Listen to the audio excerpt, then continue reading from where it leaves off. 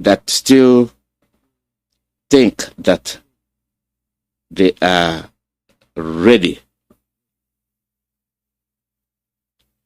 to indulge in political activities. Whose political activities? Where you are not respected, where you are insulted. One thing you cannot take is abuse and insult. And when you start accepting it, it becomes the norm. And it will continue. And they have one thing in common. Those that do it don't care. They don't care. That is why they kill you.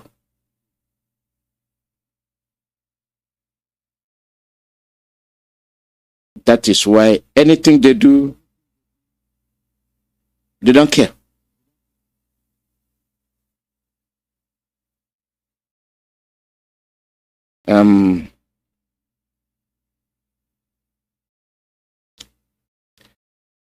They have no interest in your progress. They want your land. They want you dead. They want your resources. And this is the same people you are accepting as one. And they are, through their action, they are telling you you are not one. Anti-open grazing law is satanic. Herders going nowhere. Mighty Allah.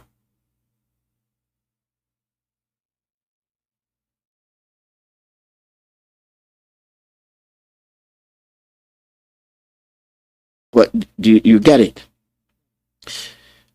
Of all the laws,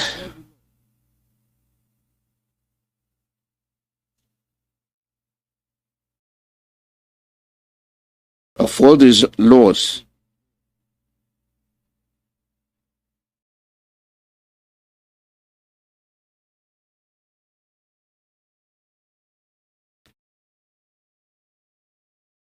they violate. They violate.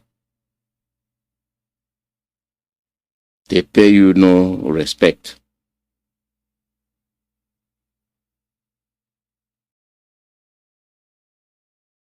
They pay you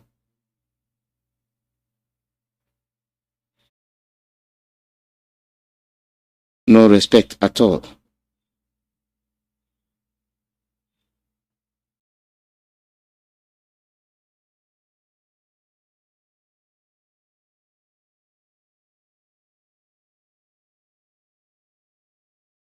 Well,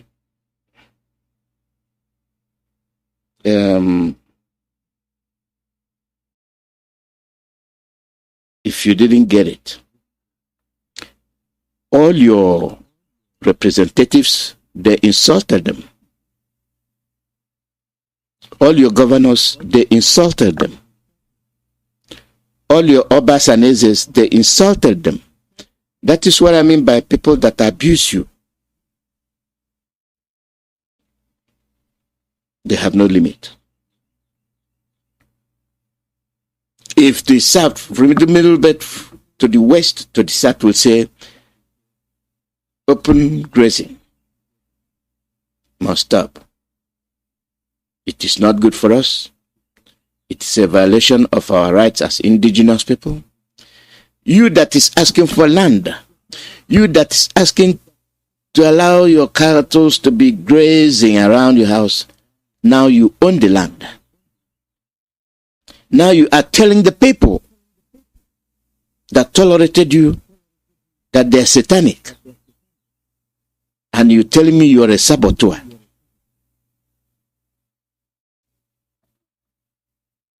So, anti-open grazing law is satanic. But whatever law they make must be complied with.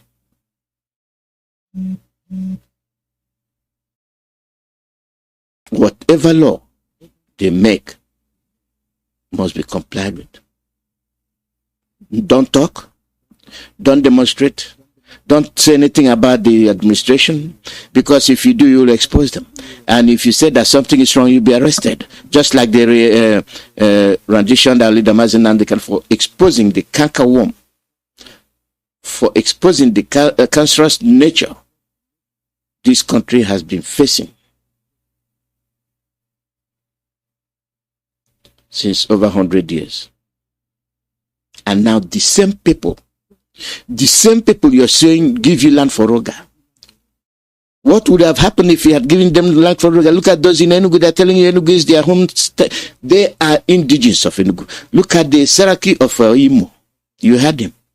They are laying claim on your land, and you're telling me you're a saboteur. And they will give you money. You go to Abuja to go and buy another person's land. Another person's land. Another person's country. You sell your own ancestral land. You allow people to come and take your land, uproot you, and give you money to relocate to a place where in a few years to come you will be irrelevant. You will be worse off. All they do is wake up one morning, all visitors, all aliens must leave. Then where will you go? It happens every day. All it takes is one government. They know their plans. Uproot them. The strong ones bribe them. Give them home give them homes. Show them around Dubai. Why not make your country Dubai?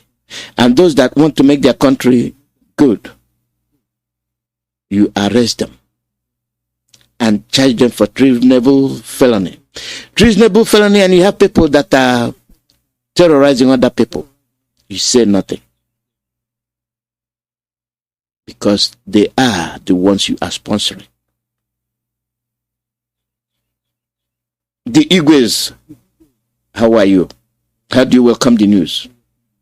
The governors, how are you? How do you welcome the news? The House reps and the senators, how are you?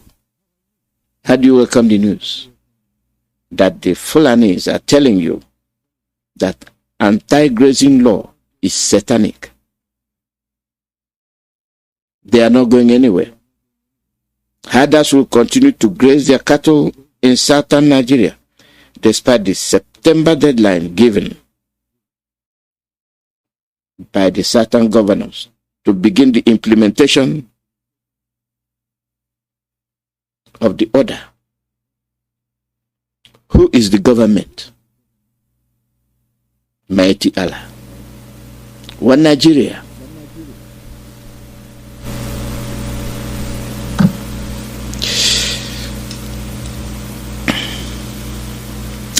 Prior to that, you saw the tanks. They were ferrying to the west and to the east. That is what they will use to levy war on you. When the time comes, you stand no chance. This is the time to get up, wake up, and challenge that order. The order of not complying with the orders given by the southern governors. You see the order and the order? You see it? Complying with the orders.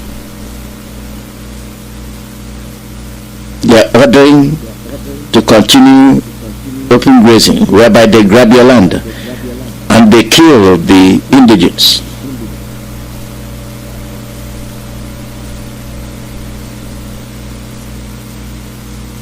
And then you give an order that the safety of your people, your citizens, your fellow indigenous Oduduwans, Middle Beltans, and Biafrans, your own order stands, and they are telling you no.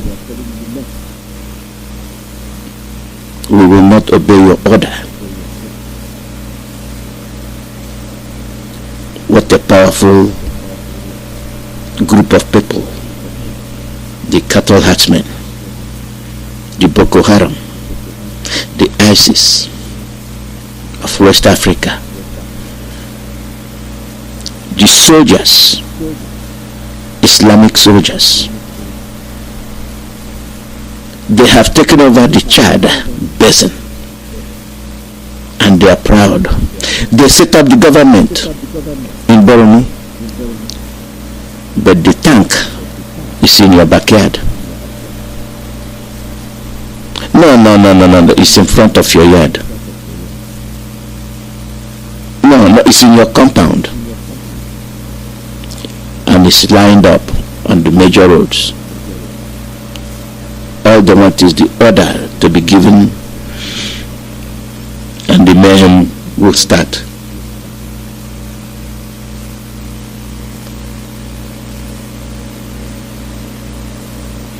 What a country.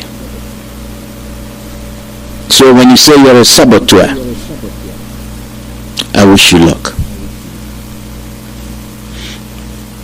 I wish you luck. You are like a gambler.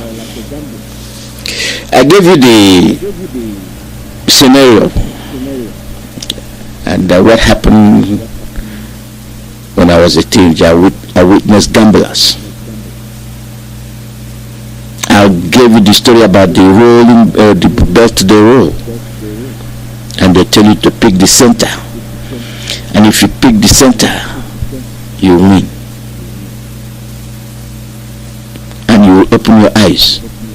For one reason, those that play it will open their eyes so wide that they become hallucinated. They will see double. Because as you open your eyes so wide, gazing at something, you might even start seeing stars.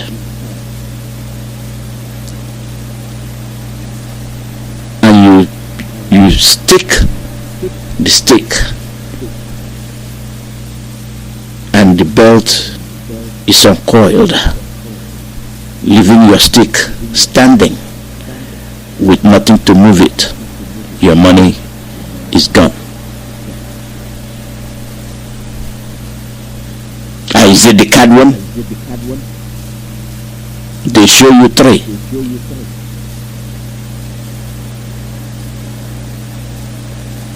It says only 3 cards. There's no way you're not going to get it. They show you the good one, usually the red one. They show you the 2 black ones, and then you look at it. Heaven knows what happens. The car goes left, right, to round, around, and boom, pick one. You thought you were following the right one, and you pick it. You got the black one. Your money is gone. So it is to these saboteurs, the self-acclaimed saboteurs. You are gambling with your inheritance. You are gambling with what your ancestors left for you. You are gambling with the future of your generation to come. You are making your generation to come unstable. People with no identity and no home. And you say you are shopping for one Nigeria.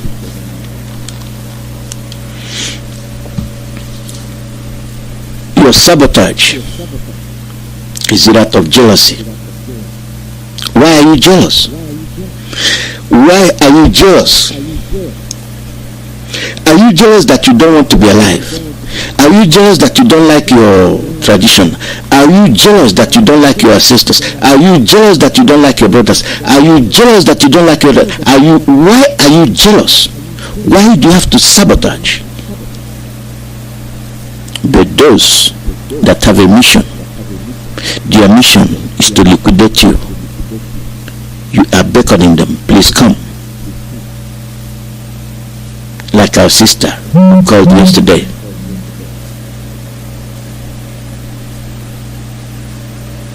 I wish our sister that called yesterday, send me a text. That number you used in calling yesterday. Please send me a text.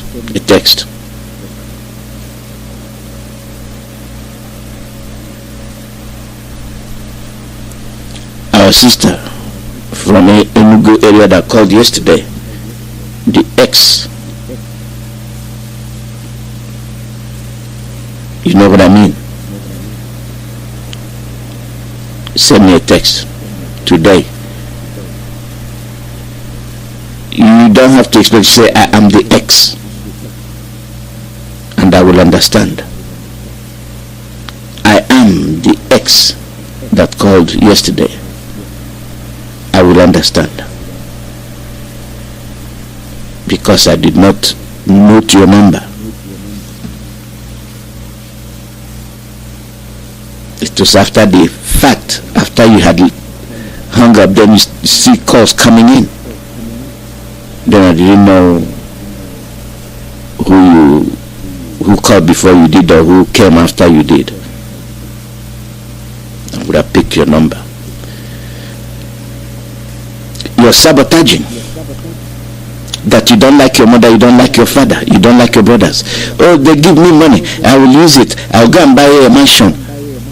You and mansion, you can only sleep in one 14 by 14 or 14 by 12. The rest is useless. Most of you people at your mansion, you can't even step your foot in some of the rooms until you bid the world goodbye.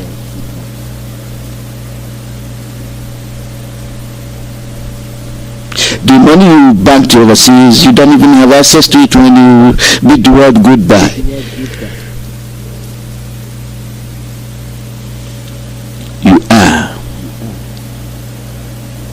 You are a rich man with no home. You are a missionaire with no identity, because once you relinquish your indigenous identity, you are floating. You are floating. You are like paper being carried by the wild wind. When the paper is raised up, obeying the orders of the wind, until it comes to a spot, it drops the paper. The paper thinks it's rested. The next thing you know, another wind comes, pulls it up high. And then if the paper has sense, it say, when will this stop? Where will be my permanent landing place? So it is you. So it is that will be the faith of the saboteur. You will have no home. The Dubai mansion will be a mansion, all right. It runs into who is who that have no identity.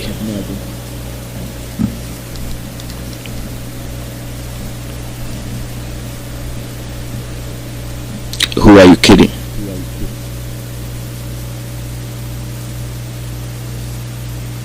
Who are you kidding? You are cheating yourself. You are cheating your mother. You are cheating your father. You are cheating your wife. You are cheating your children. Because once you commit these offenses, basing your argument that when you get paid for sabotaging, you will take them with you. Not to realize that they are also floating. As because the men most of the time are only the ones that go first. Men are always 90% of the time being the ones that bid goodbye first.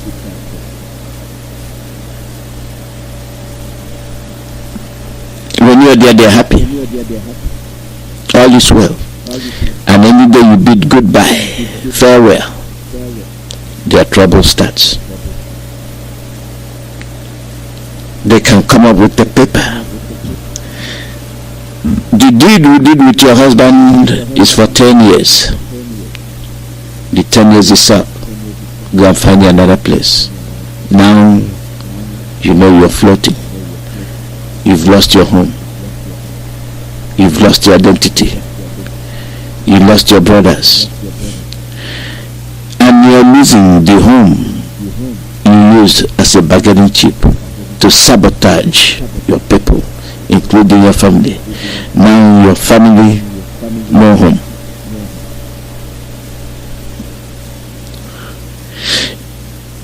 Are you going back to your village? You cannot. Because when you made that deal, you gave up your ancestral land from somebody from the Sahel.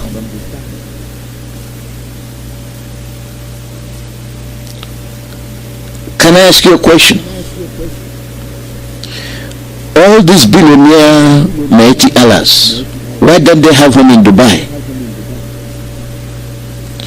All these rich Mazi Allahs, why don't they have homes in Saudi Arabia? All these rich Mazi Allahs and wrestlers, why don't they have home in Egypt and all over Sahel region?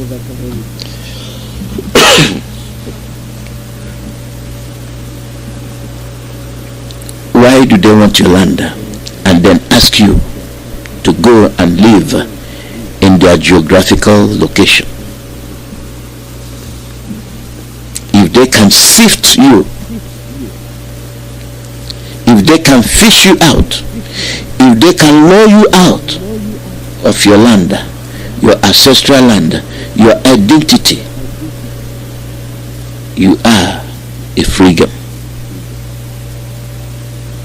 So I'm asking you, why are you sabotaging? Why are you jealous? Somebody answer me.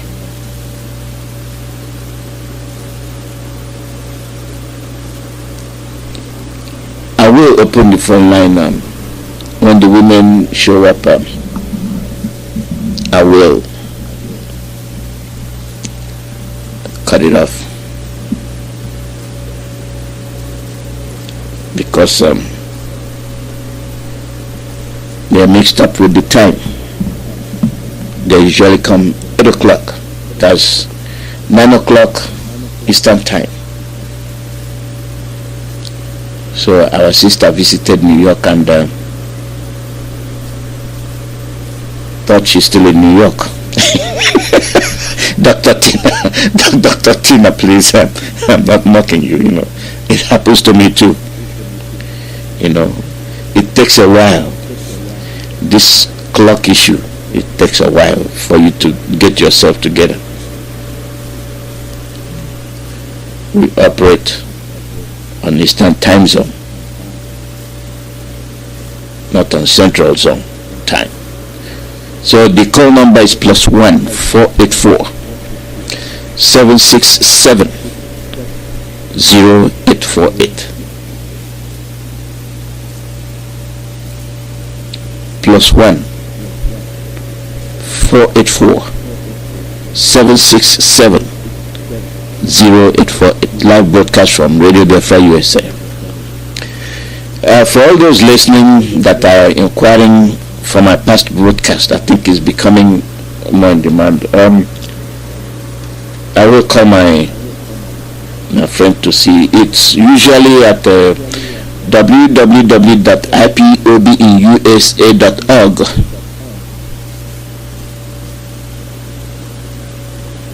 Then you go to be informed. want to be informed, you see the radio. And when you go to the radio, you see broadcast. You see Radio USA 1, Radio USA 2. You start pressing for the month, and here you want to listen to. I want to make sure that's still available. Caller, your name and where you calling from. Good morning, Mazi Alozie. Good morning, Chukwu Emmanuel. Welcome. How are you? I'm fine, thank you. My name is Chukwu Emmanuel. I'm calling from my location. I greet you, Mazi Alozie, for your efforts every day. Chukwu Kikabiamba will be your strength. I greet my leader, our leader, Nnamdi Kanu, for a time like this. Yes, let me go straight. This 14th September, hit at home. I suggest that it remain only for today is 4, remain 10 days. That we do everything to advertise this 14th September so that people will understand and make sure that that day everybody will sit in his house to remember saboteurs. Let me talk to saboteurs. When we are talking about saboteurs, when we are talking about Igbo people, Igbo one Nigeria saboteurs, this group of people, I wonder, after hearing all this information that is coming from left and right, somebody Igbo man, somebody Biafra, somebody ordinary Nigerian person, we would like to collect money and sold himself, number one, and sold his family, number two, and sold his villages, number three, and sold his states. What a shame. How long this group of people will reason and think? Because somebody like Warrior, there was a music of Warrior said, Eliwozo, Biwehi, Only Iberiba Urehi, Ehi Erichaya, Manozo Nagawa, Manozo Ane. The Bible also said, what shall you profit you to gain the whole world and lose your soul? You know one thing, our people are pampering saboteurs. And by doing so, these saboteurs, they grow with wings, flying everywhere. But the feeling is, they don't spare any idiot as a saboteur. They pay him off. And that is why they are doing well. Until our people try to remember that saboteur does not want to allow to live, because they are Satan themselves. They don't deserve to live life because they are evil people. Yeah, thank you. So I greet you, Mazi Alozie. This thing, I suggest every day. Let us make it as a topic so that people will hear it very well. Thank you very much. Biafran. The call number is +1 484 767 0848.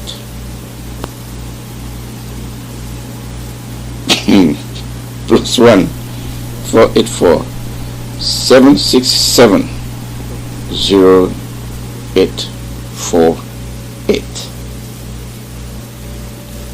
Caller, your name and where you calling from.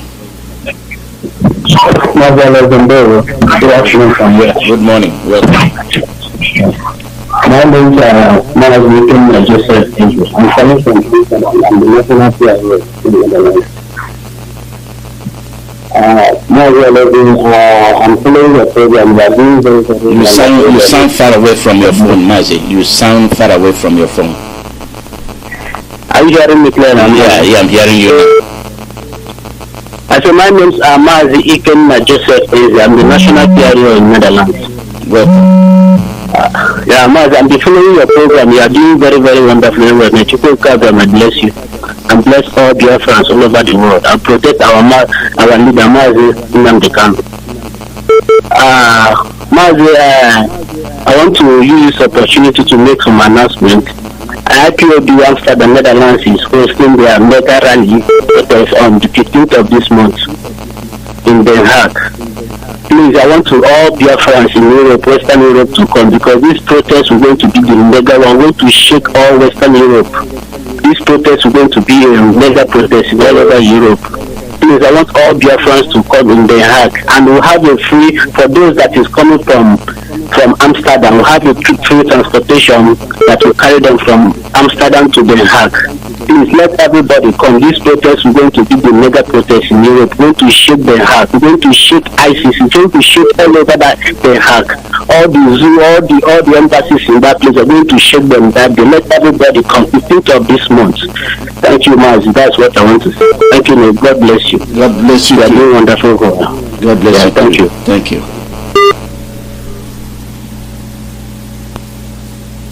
The call number is +1 484 767 0848.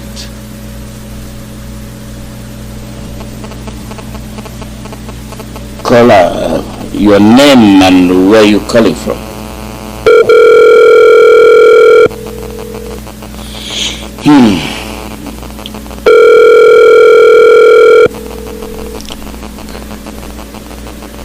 Caller, your name and where you calling from. Please leave your message for...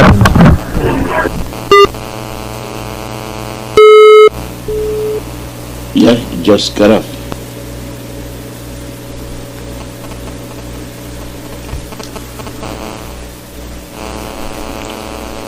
Caller, your name and where you calling from.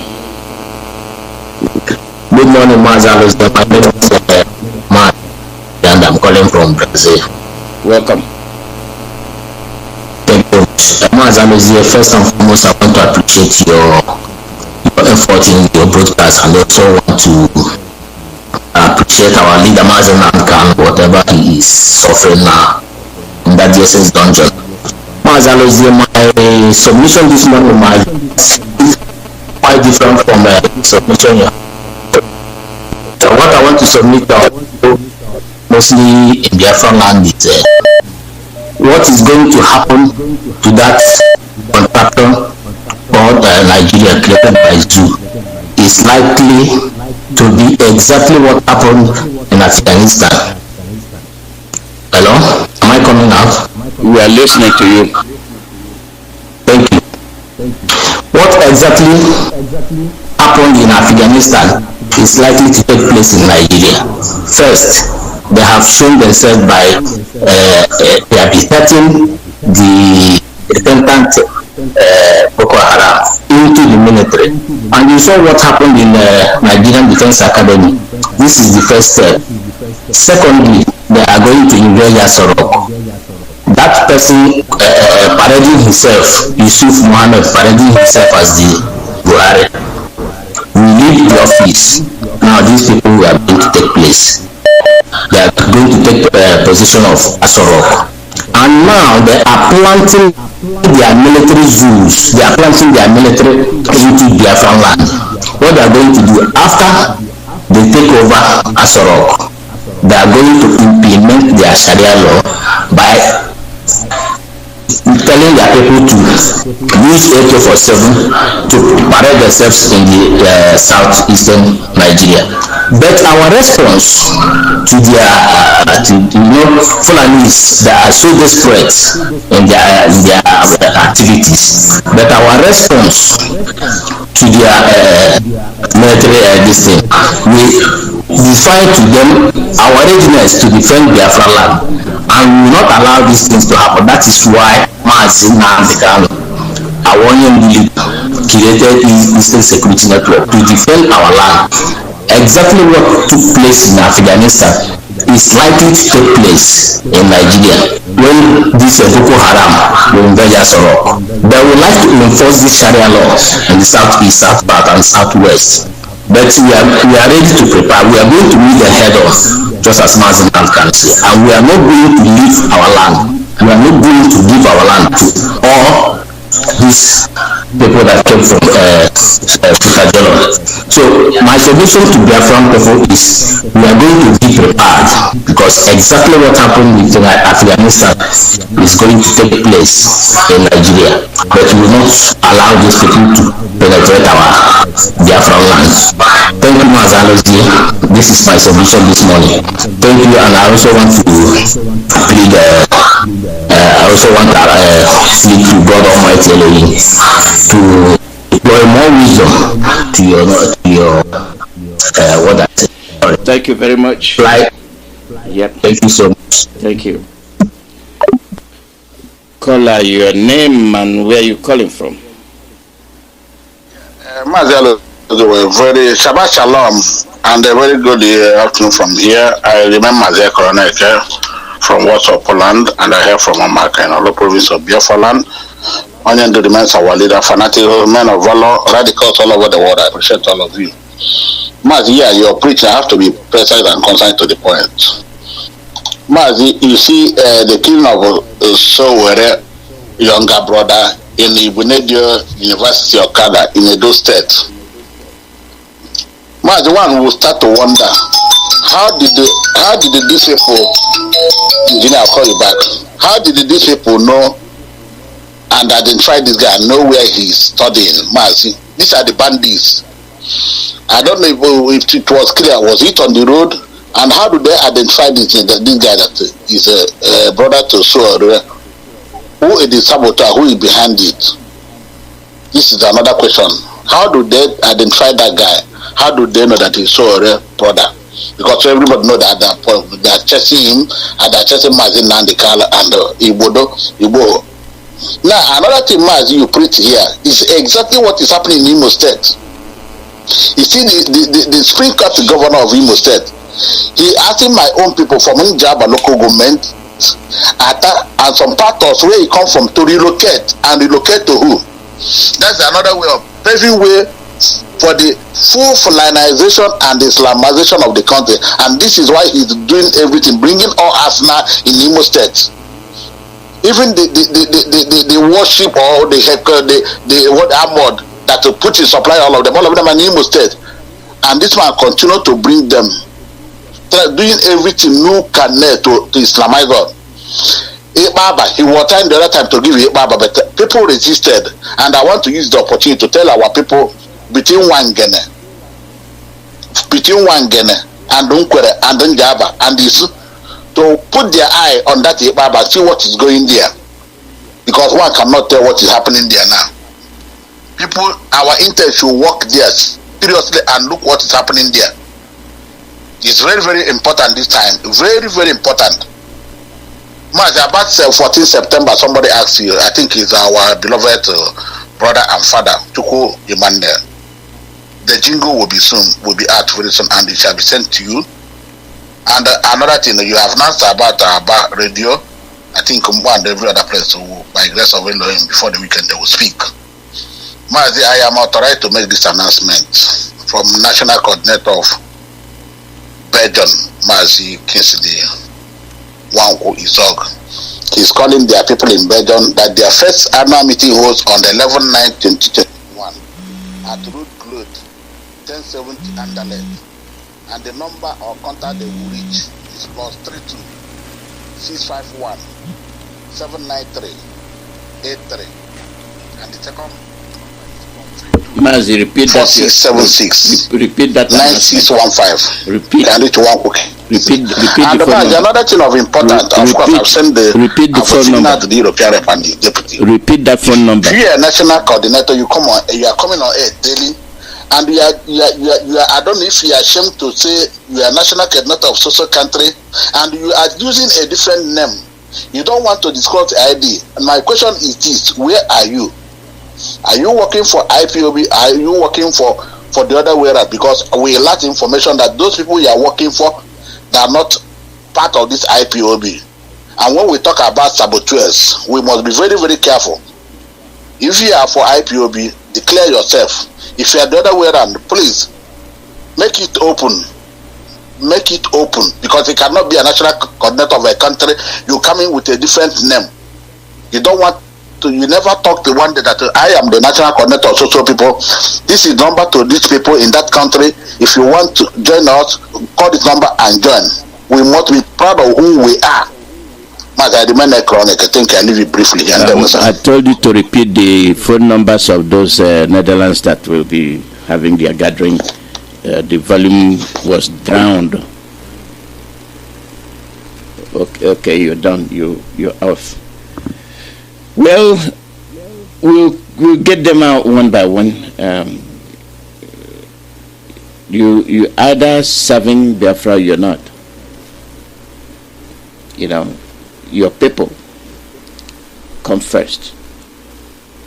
Your people come first. You come first. Those that are killing you, those that are uprooting you, have an agenda of removing you, and that's what they're doing. Call out your name and where you're calling from.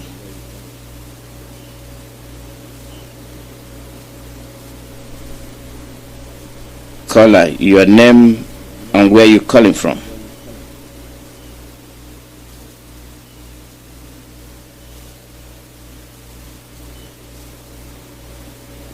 Caller, your name and where you're calling from.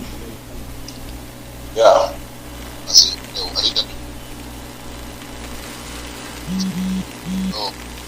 Yeah, we are waiting. You're far off. Yeah. Thank you very much. I don't want to waste time. But I will just give the quick one right now. Mazi, I am a kind of flabbergasted and I don't want to use a word, tired of some certain polished English words. I keep on listening to so many callers and so many of us that have been calling on radio using some polished English at this present time. I keep watching, listening with keen interest. At the end of every of the opinions and suggestions or whatever, I wait patiently to see where the analogies and things they want to say, where it ends. And it portrays down that at the end of the English and every other thing, no solution. Just like giving someone a prophecy without a solution. All this menace right now, what are the solutions to that? This Obobo English, we are not in for all this English this time around. People should if you don't comport yourself or tell us we are in a critical time, we need some certain things that will enable, that's enabling response that will give us a rapid reactions to some certain need. Now, you will come up on radio and you keep reminding the Northerners, even if they don't even know that this thing is going to be a kind of is applicable or is possible to do. You come to radio here and you start telling them by telling us that this is what they are going to do, and in the time to come, where did you get this information? And at the end of it all, this mala, all this Fulani, will start carrying out this same thing they have on this radio. And you don't have any solution for that. Why giving such information? Or why giving out things that they don't have any solution to? Information I'm sick and tired of this kind of information like what? Huh? Information like what? Or it's not information. What I said that there's somebody called and said that Fulani are surrounding us. And they want to use the Taliban techniques to cover Nigerians, and that the armies and whatever they brought in Biafra land will take over the Biafra land and Islamize us. How did he get that information? My brother, does it mean that we don't have any plan or what? That has nothing to do with our plan. What he there are is saying, certain things that people are saying. I keep wondering where they got such kind of analogy or something. I will answer that. There are some information you get. You use data. You use events happening around you to predict the future. The weatherman can forecast based on the data available. It's not going to be 100%. With events surrounding us, with the activities of the Fulanis, who they've told you they are not going anywhere. Are they going anywhere? No. Now they told you that they are going to get your land. They are getting your land. They told you that they own the land. We are not disputing it. We are not fighting for it. And those that are advocating that you listen to what they are saying, you are criticizing for them saying it.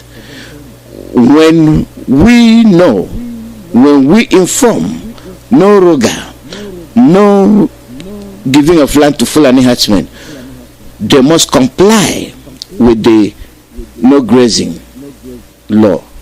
That is genuine, because once you comply with that, once you give them the chance, they are going to take the land. They are in Enugu. Have they left Enugu? No. They are in Anambra. Have they left Anambra? No.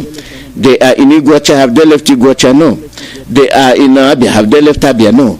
They are in a Delta. Have they left Delta? No. Now, they were given arms and ammunition. They acquired tanks.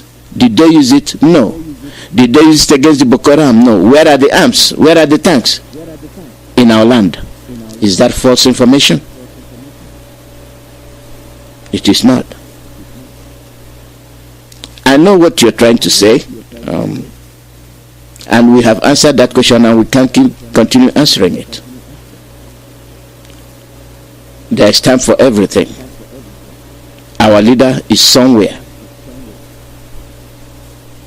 and you think, you plan, and you carry it out. I told you what the Inter-Society of Nigeria said. The activities of the Fulanis and the Nigerian army, they are shouting it, they are writing it. A mere response, they say, oh, IPOB is a terrorist organization. How are you going to defend it? You saw when the gunmen, unknown gunmen were acting, oh, they said it's IPOB. It turned out to be the same people that are committing the atrocities. They wanted to lure you. They have their people. They have their people that are backing them to crucify you. There will be a time. Let them show the evidence to the world. Let the world see what these Fulanis are doing. And then, when you respond, we are justified. Bruce Fine is spreading the message. He has seen the treatment our people are receiving. And he will let the government know. Let the government of US know. Let foreign governments know. Your power is not the same as the power of a recognized body, whether they are terrorists or not. Those that recognize them know that they are terrorists, But at the same token, they rather prefer them over you.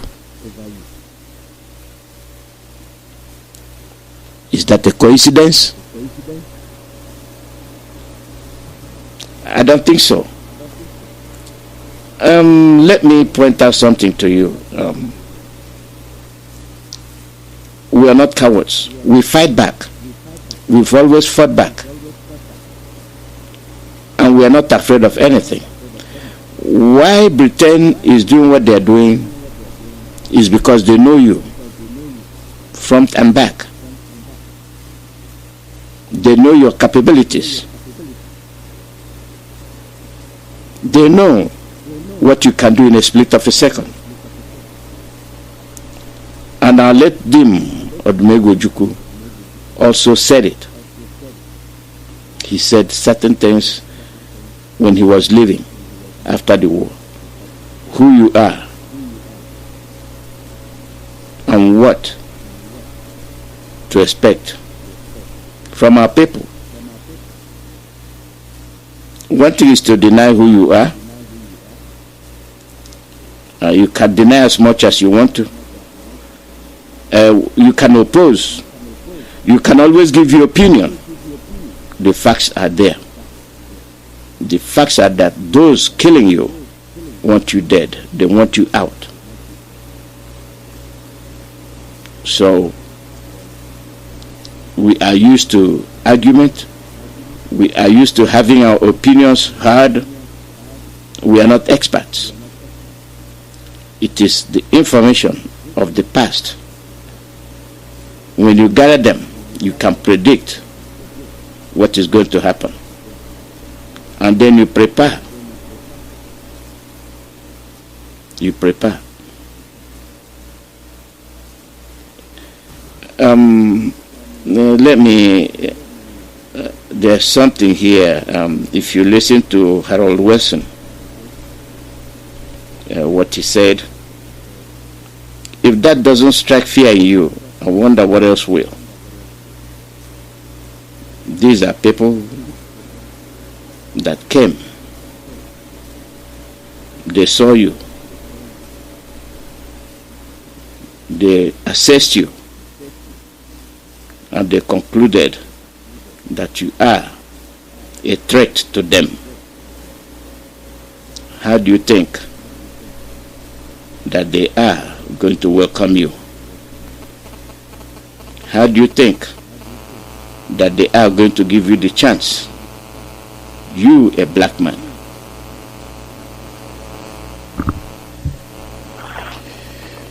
Good morning and welcome. Good morning, Mazi Alozie. Let me join you with my sisters and see here. Thank you. Okay. Okay, my sisters, we're on the air. Mazi Alozie is here. Good morning, Mazi Alozie. Good morning, my sisters. Good morning, good afternoon, good evening, and good night to some of you.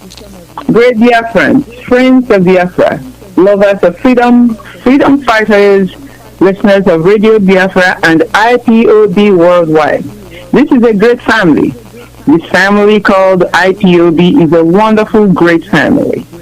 We want to not lose track of that, no matter where the wind is blowing, however the wind is blowing right now. People squabble in families, people have misunderstanding in families, but people settle their misunderstanding in their families.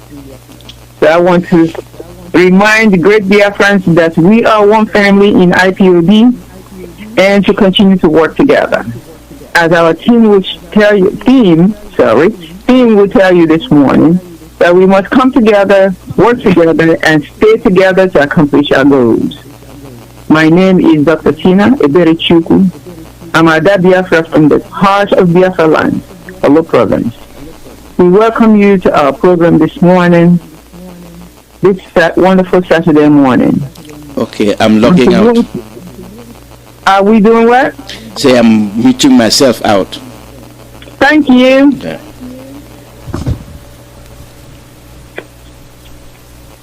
We are not as happy as we could be because our leader is still in the camp of our enemies. And we come every Saturday as IPOB women in the United States and share our thoughts with you. We want to welcome you today. Today is the 4th of September, 2021. And you know that our leader is His Excellency, Onyendu Chiziterem Mazi Kanu. He is in the enemy's camp right today. But we are praying that God is protecting his intellect, protecting his soul, protecting his body as he endures all these atrocious punishments and deeds that DSS continue to make on him. He is the director of both Radio Biafra and Biafra Television. We thank our Onyendu. We thank him because he is able to endure even physical harm, mental harm, emotional harm, to make sure to stand still, to tell everyone in the world that he wants nothing else but Biafra. We thank him. We thank God for such a man who can actually do that. They are one in a million. There have been people like Mahatma Gandhi in India. There have been people like the South African leader. One of my siblings will remind me, Nelson Mandela. There have been people like Nelson Mandela. People like Martin Luther King in the United States of America. Those people come once in a lifetime, once in a long generation of people. Now we have Mazi Kanu. Do not forget, dear friends, what you have in front of you. You have a man who has we haven't seen any other like him since Ojukwu, but in a different way. He's greater than Ojukwu, as we can see already. So let me tell you, my people, let's not squander this opportunity that God has given to us. We thank you, Mazi Alozie, and all of our Radio Biafra presenters and personnel. We thank our brothers, our sisters who call morning, day, and night to contribute to the discussion on Radio Biafra. And we thank IPOB leadership for what they are doing. And we encourage them to do more. Stay steadfast. Stay the course. Do not deviate. We know where we're going. You are leading the way. And of course, we thank Biafrans in Biafra land. There is something that they're doing and they have been doing that we have not exactly pointed out and recognized. Duly, we need to recognize mind and have been made up. They now have made up their minds to stay the cause of the restoration of Biafra. We thank our people on the ground because you have made up your mind. No matter where the world goes now, we know that you have made up your mind that Biafra must be restored. Thank you for what you do. This morning I'll let my sisters introduce themselves and then we'll pray and we'll move on to our topics. Sister Kunde, go ahead. Okay, my sister. Thank you. Greetings, my fellow Biafrans, wherever you are today. Friends of Biafrans, lovers of freedom. I thank all of you. Listeners of Radio Biafra, wherever you are. May Chukwu Kabia Makuru Henile bless all of us as we gather today to listen, to hear what our sisters are going to tell us. My name is Akunle. I am from Owerri province. As you know, it is always my pleasure to welcome you on Saturday Women Program. Stay tuned.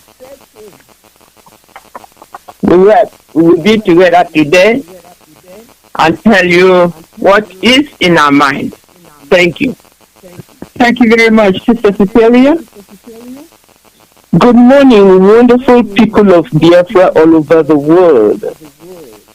My name is Cecilia, and I come from Umuahia. I just want to thank all of you this morning for listening to us. And I want to thank you especially that you've been holding on the fort. You've been holding on so strongly.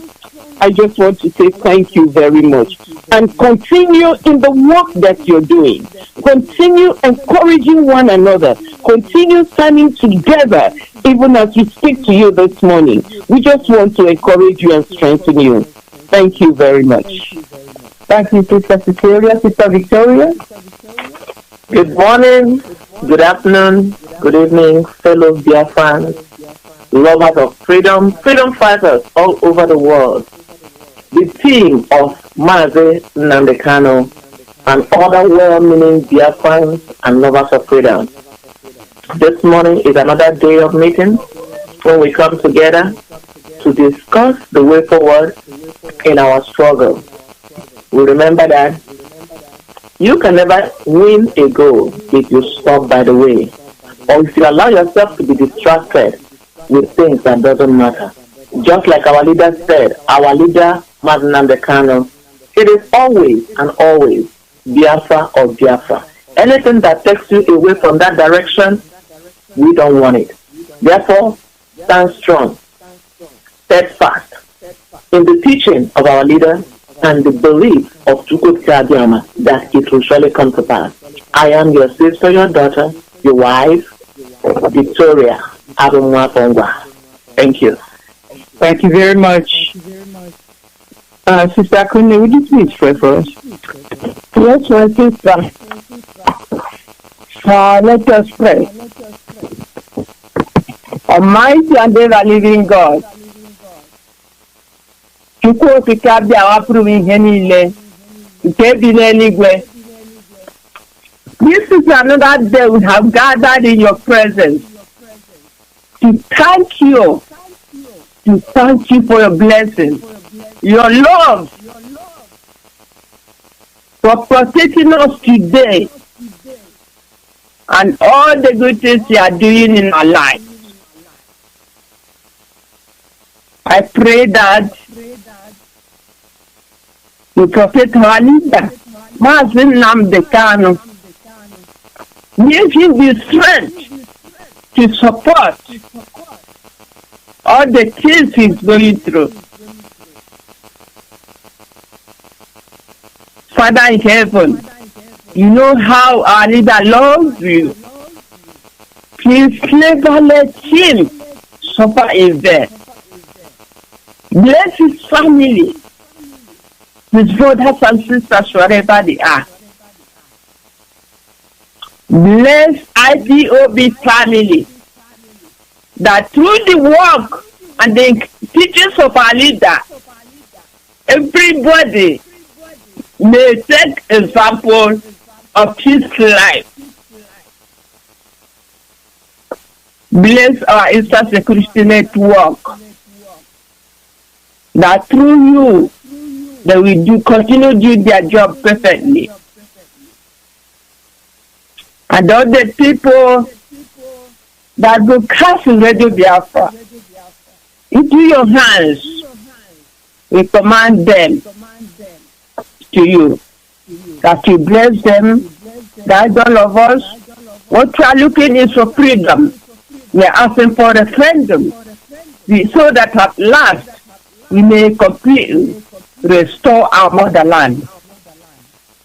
All this I ask through Jesus Christ, our Lord.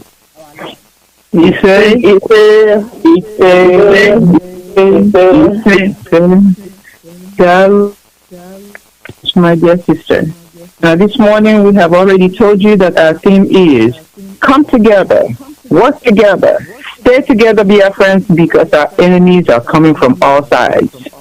All sides. They will pick us off if they can. They will come and give us money if we accept it. They will bribe if we accept it.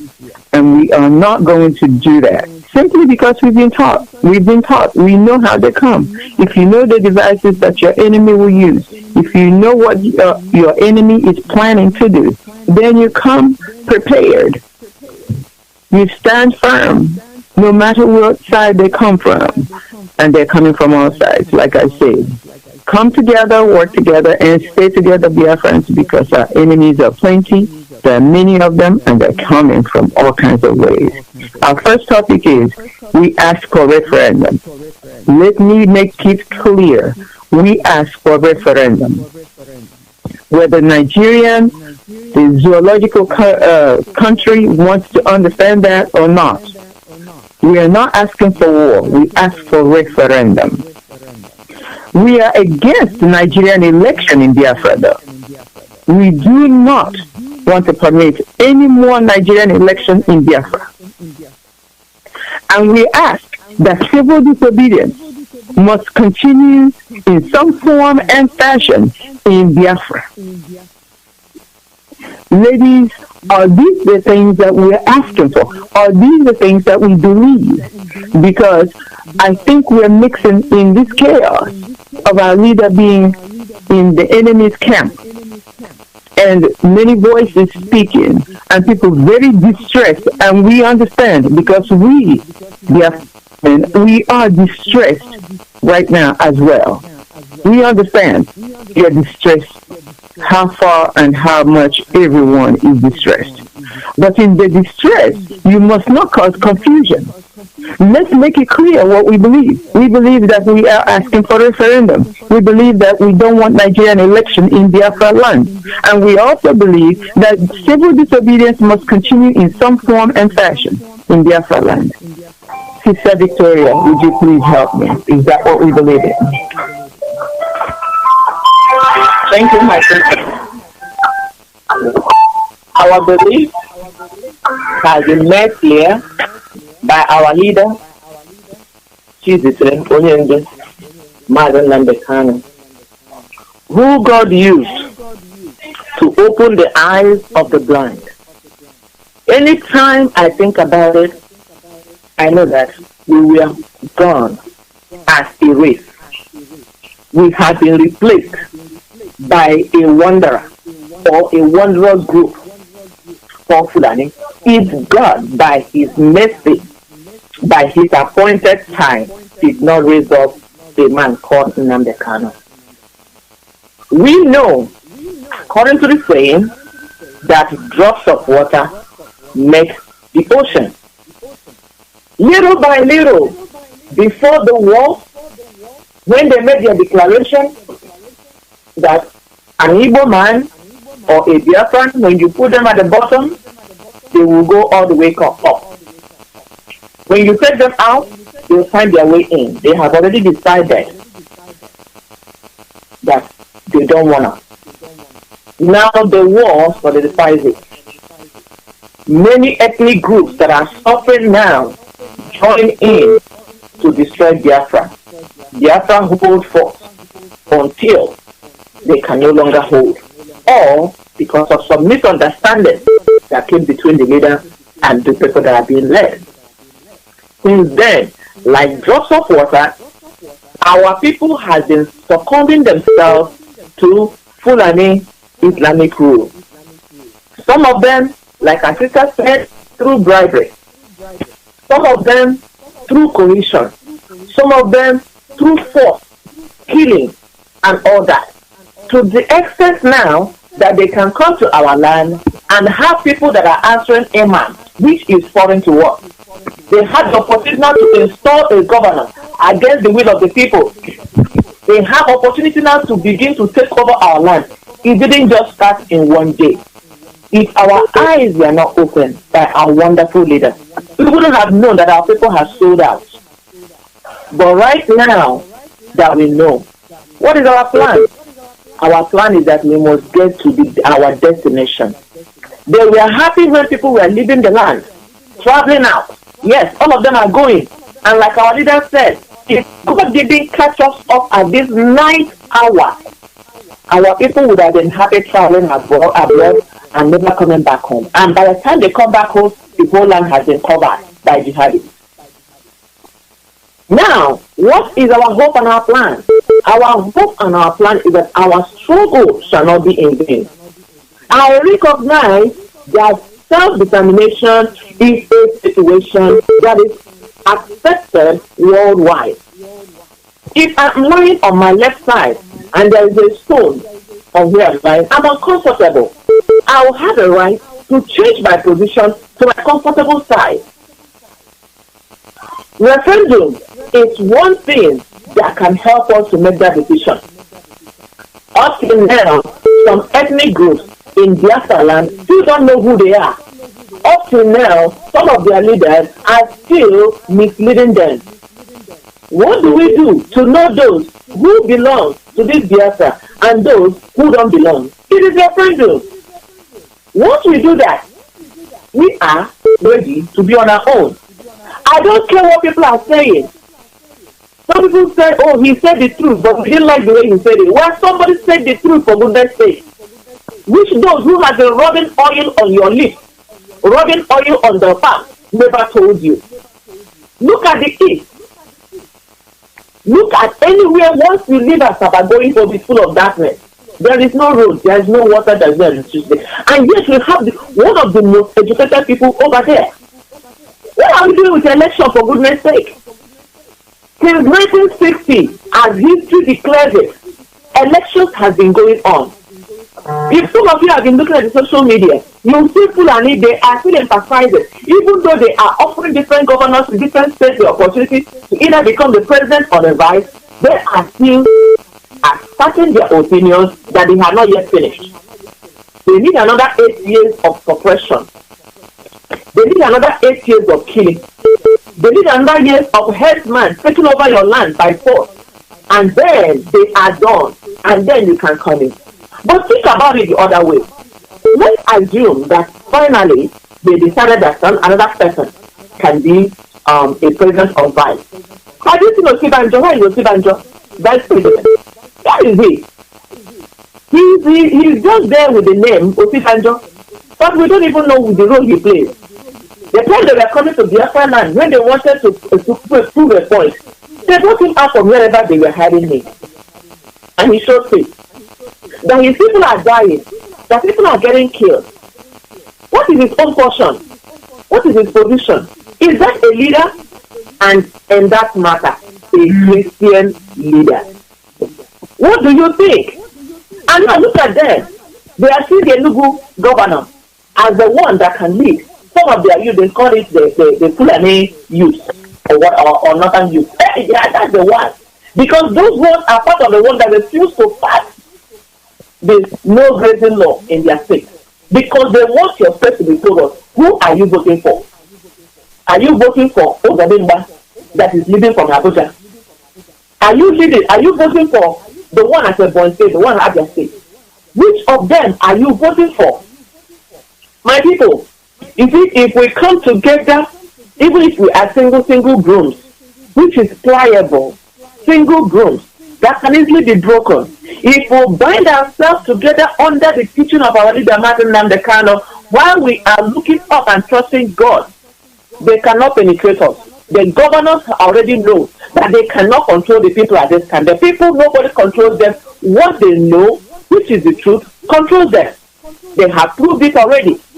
Therefore, if some of the people who hide themselves under the cloak of Biafra while they are working for Nigeria will not go and bribe all the people and get the gullible ones to come out for votes, I'm telling you, they cannot do nothing. It's going to be a declaration, open declaration, that we are Biafrans, we are not part and parcel of Nigeria, Fulani, Islamic presidency and leadership.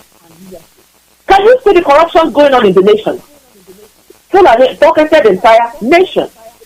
Is that the people you're still going to vote for? My dear, you have been hungry for years. Since 1960, those who were born around 1960 are already old. If you have not been able to touch that national cake that Fulani has been enjoying, you cannot touch it even now. If you have not been able to handle anything in that zoo called Nigeria, this is too late. It is time for you to hold your appetite and listen to what our leader has said. No election in any part of Biafra land. If you feel you are a Biafran, and those are the ones I'm addressing this morning. If you are a Nigerian Biafran, well, go and wait for one Nigeria. Biafra is going, and Biafra is going. No election. That is our hope. Even if we pay with our lifeblood, as many people are already paying, as many people and others are still holding on. Yes, that is where we are going. That is our hope. Therefore, wherever you are, listen very well. No election. Don't allow yourself the same spirit you're using to hold on. Even when you were told that sit at home is cancelled, you still don't go to your stores and you have not still died. For more than 3 months, you sat at home. You did not go to work because of COVID. Something stronger than COVID is here. Therefore, if it takes you to stay at home, those who will not die will not die. That's what we mean. That is our hope. That is where we are going. And I'll give my sister the opportunity to talk. It is left for us to affirm our declaration that we need referendum by all means possible. Thank you. Thank you. Sister Cecilia. Good morning, my sisters. That is a wonderful topic, and I'm so glad to talk about this morning. Referendum is not declaration of war. Referendum is not alienating yourself from those you've been relating with. Referendum is not moving away from your own decision and your own person who you are. But referendum is a peaceful process. It is a process whereby you cast one man, one vote, and this is a point of declaration, a point to say, this is what I decided, this is where I decided to be, and this is what I want to do. My fellow Biafrans, you are all so important. You are all so important. You can make decisions for yourself. You can decide where you want to go. You can decide where you want to belong. Like my sister has said, she said it perfectly well. Biafrans, we are proud Biafrans. We stand on referendum. And the decision is, we want to move out of this contraction called Nigeria. We now want to belong to our own separate nation. When Britain took the decision to leave the EU, it was a peaceful process. They did it the way it's supposed to be done. And everybody voted. And they decided, well, Britain, since you have decided, you can now go and say, oh, that's how Britain left the EU. And there are many other nations in the world that have made decisions based on referendum. My beloved Biafrans, ours is not different. We can make that decision and we can move out of this contraction and stay on our own. Despite the fact that so much bloodshed has been shed, despite the fact that we've lost so many people, I bet you, when we stand and we know who we are, some of you, like I have friends from some states, you ask them, where are you from? It's like you can see, they don't have the confidence to tell you, oh, I am from, they say it very quietly, oh, I am from Delta. And you're wondering, oh, I thought Delta was Igbo. They say, oh, no, we are Delta, we are Delta. You see, there is no confidence in what they are saying. But my beloved Biafrans, I want to tell you that you are Biafrans. Wherever you come from, whatever language you speak, you are Biafrans. And you have to stand tall. You have to be confident. And we have to demand for that referendum. That's where we stand at this time. And therefore, this brings us to the wonderful politics going on in Nigeria. Why do you think the Fulanis are now coming to tell us, oh, the Igbos don't have the numbers? Oh, they are not going to do electronic voting. Oh, it's the Northerners. They have to rule for 8 more years. You see, they keep saying these things over and over and over, and as they say it now stays in the subconscious of our people. Some of them are no longer confident. The stubborn in our midst are looking at it like, oh, no, we start repeating what the enemy is saying. This is propaganda, and we cannot allow this propaganda to get the best of us. They start saying, oh, you know, we don't have the numbers. Oh, you know, we know not this time. Not this. My beloved Biafrans, I want you to stand strong, stand tall, and stand together. Because if we stand tall, we will get our own nation. And when we get to our nation, Biafra, we will do things the way it has been stipulated to be done. Not doing it this mago way. We will do it the right way. Some people are talking about voting. I am begging you, Biafrans, do not succumb to taking bribes. Do not succumb to their evil plans. Do not succumb to any pressure that is put on you. How much will they give you? But think of it. When we get to Biafra, you will have that freedom to use your intellect, to use your ingenuity, to use your hands. Whatever gifts you have, you will excel in that area. You will not do something and somebody will come from Finland and snatch you away. No, we will have that opportunity to use our gifts in our own country and develop the place and make the South a habitable place. And I just want to say, my people, we have to stand strong. We have to stand together. Nnamdi Kanu has told us who we are. He has encouraged us. He has taught us. He has made us understand that nobody can give us our independence apart from ourselves. Therefore, we are encouraging you this morning to stand strong, to stand tall, and not to give in to any kind of pressure.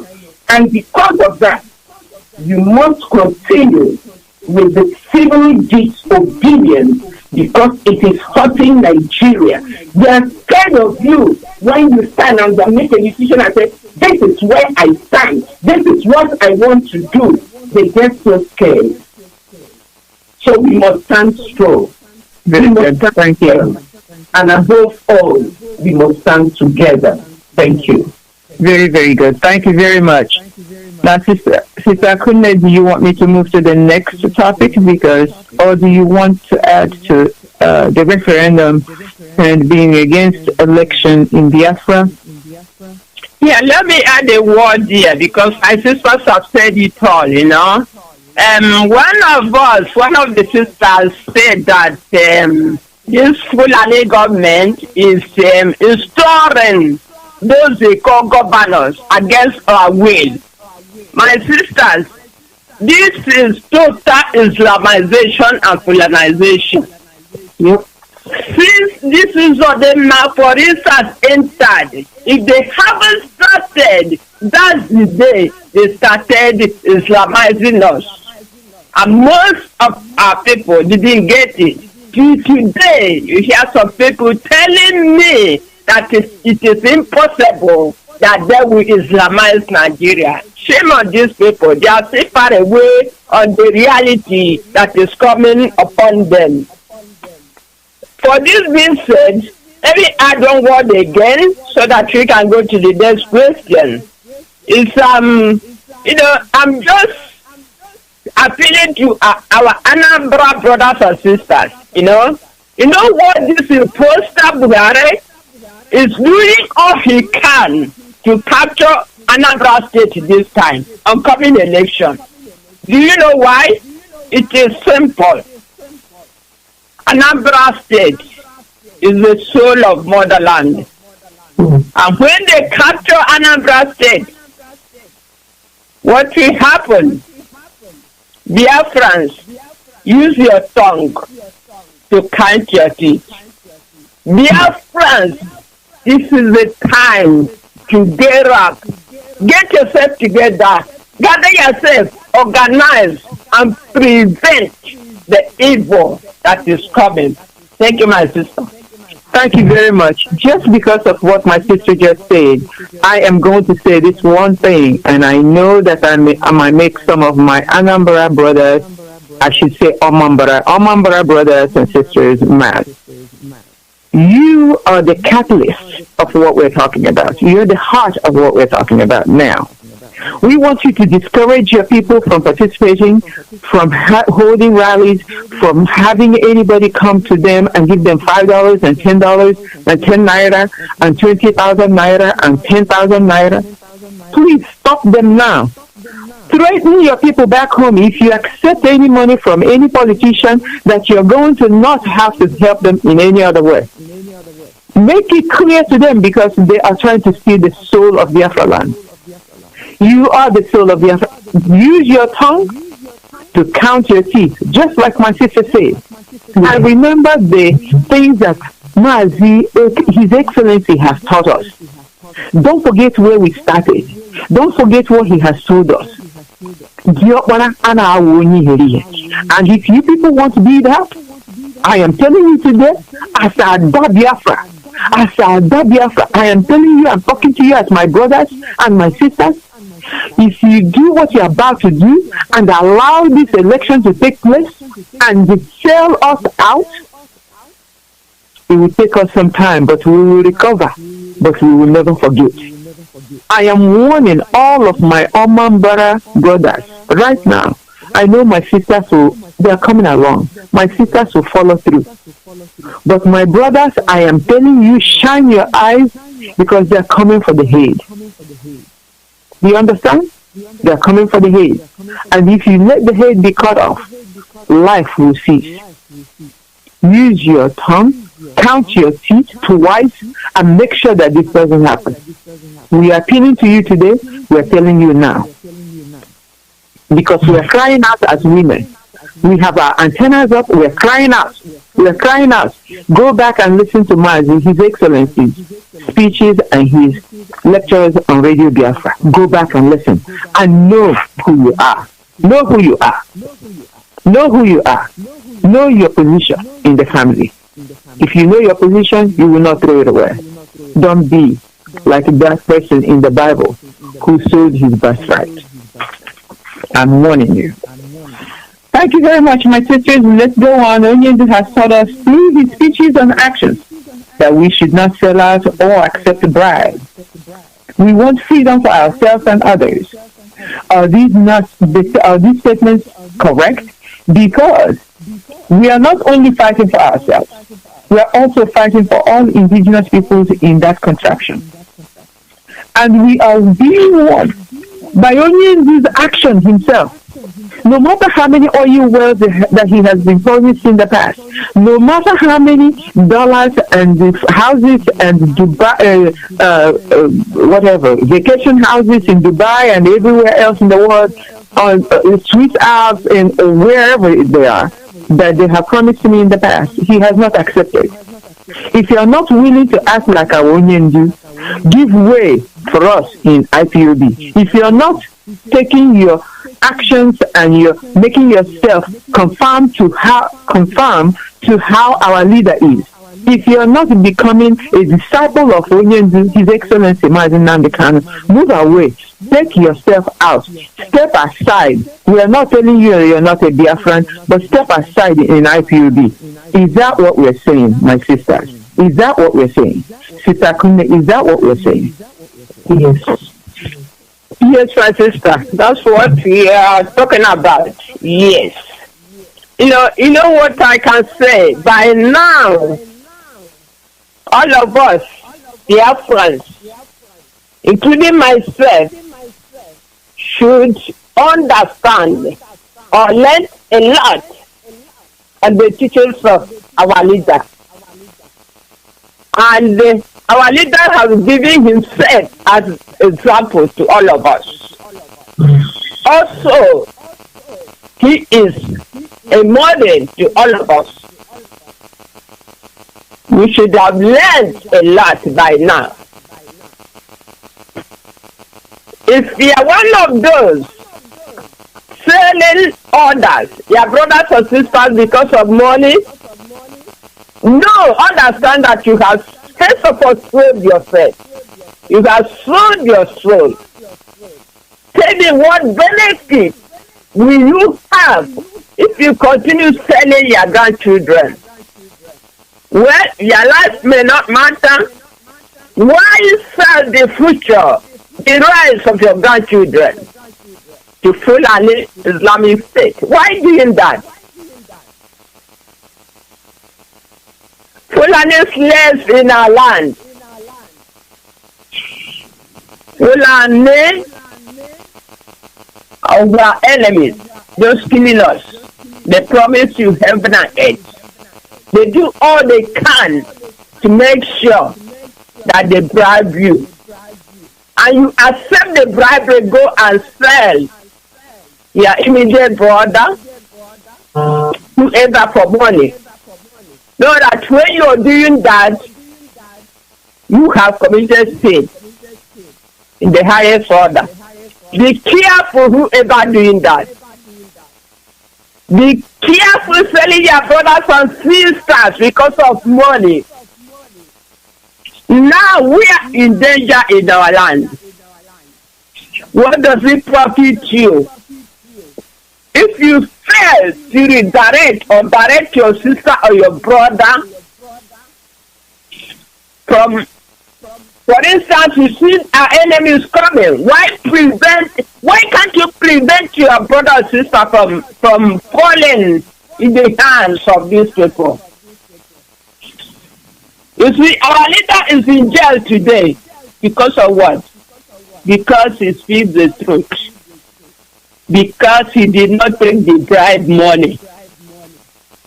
Because he refused to sign the paper to abandon Biafra struggle.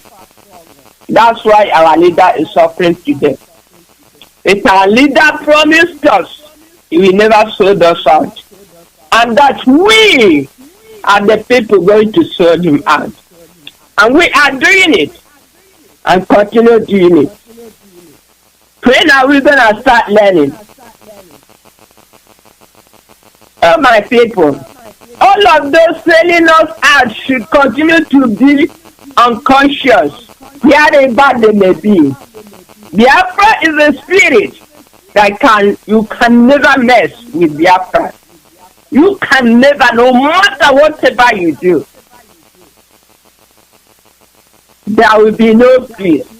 No peace for you, wickedness. As soon as you have the mentality to sabotage what we are doing, no place for you in Biafra land.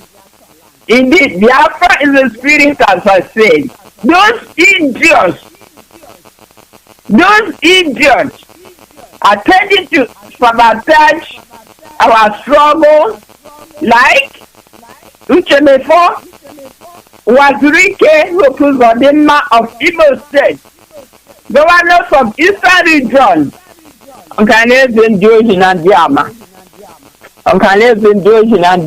sorry, Bokofo, who wanted to bring our leader down. None of you has stopped the restoration of Biafra. We are fighting for Biafra. That you, our brothers and sisters that are Biafrans, and doing this to us, you will remain unconscious forever and ever. Unconscious, you will never get up. You think our people problem is not looking, it's not working, especially when you take an oath and you play around with the oath. And you take the oath, calling upon the name of God. You can go away and do nonsense, whatever you want. You think you're free. Continue. Those people behaving in this way, those evil governors, okay, let's say people that are supposed to protect their own children, protect their own people, you have disappointed us. Let's remember that God, the God we worship, the Chukwu our leader, called every minute of the day, will not set you free if you continue messing up with our struggle. Thank you, my sister. Thank you very much, sister. Thank you. Sister Victoria, what do you think? The speeches and the actions of our Mazi has he not taught us enough? Thank you, my sister. Ndị Igbo tụrụ ilu sị atụọra ọmara atụkwa n'oke ihe ndị siri isi n'ọhịa. Ntịgadi ilu ha atụkwara ma ọha n'ukpuru ata. That is just like a summary of what I'm going to say. Ndị Igbo ji n'ilu eri okwu. Our leader has set up for how many years? 2012 until the time of his abduction. This man never gets tired of talking. He will do his research that will cost money. For you to give such research to people, we offer it to Biafrans free of charge. I was looking to one of his messages where he said that he even feel ashamed to own a car when his people are suffering out there. I mean, what a man. Instead of being proud, our evil people, they are proud when you put out your legs with your beautiful shoes, and one evil person will become your shoe shiner. You will put lights around your own house, and everybody else is in darkness. But this man is ashamed to own a property, to own anything, because he wants his people to be free. And yes, some people are still acting like Judas Iscariot.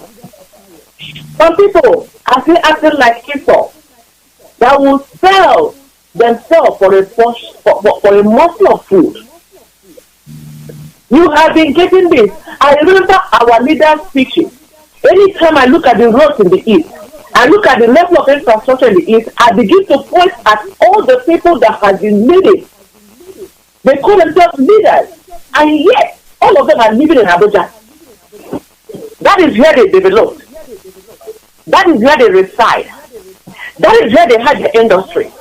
But the money that was meant for their poor people at home, at least give an Igbo man a road. Give him electricity. He wouldn't care about your oil well. He wouldn't care about what you have.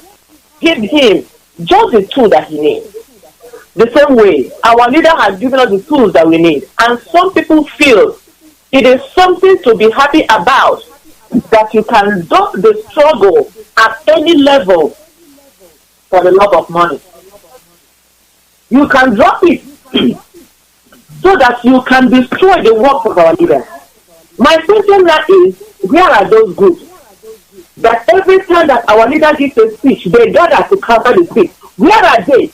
If you are deaf and dumb, if you don't see, don't hear, have you asked yourself, those counter groups of Ipob, those counter groups of Nnamdi Kanu, are they still talking?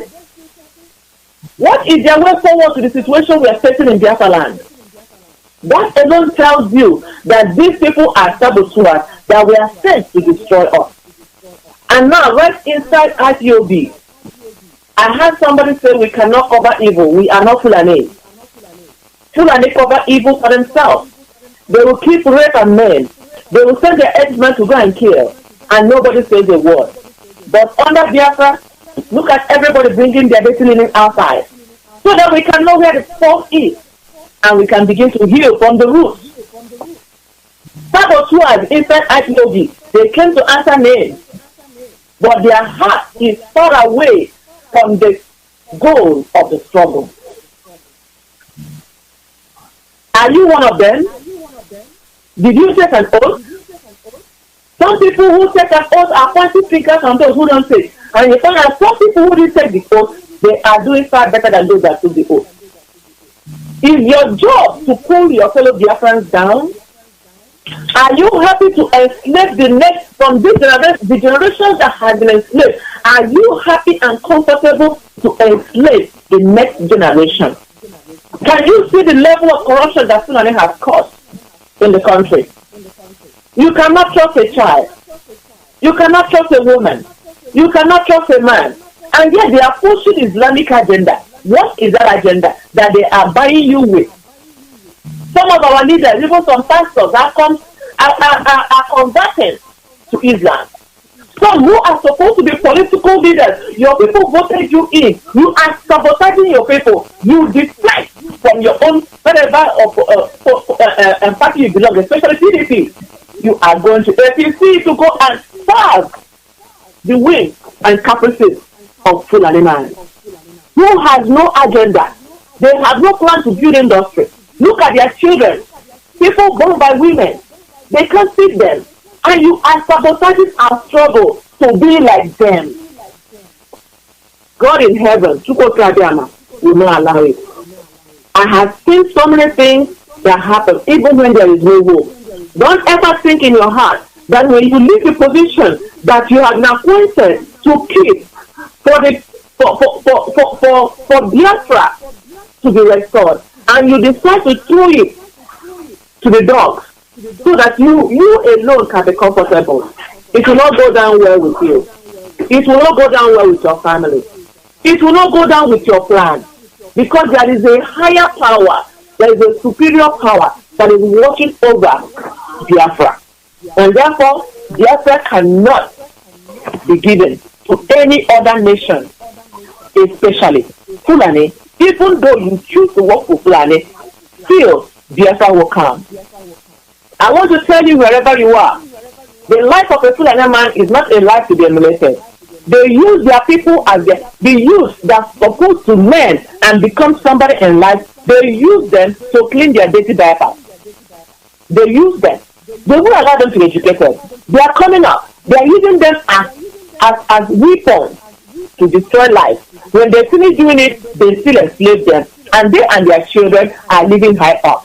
If you are working, your children, your family, your lineage will be like these Fulani youth and the Fulani children. But Biafra must surely come, no matter what you do, because God has written it.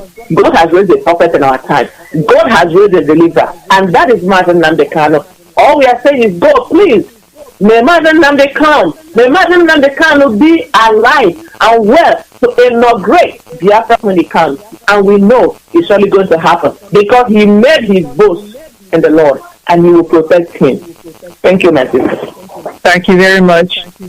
Sister Cecilia, do you have a word to add to this, or do you want me to move on to the next one? Because we know that we don't accept a bribe. If you have accepted bribe, God will cut you off from Biafra.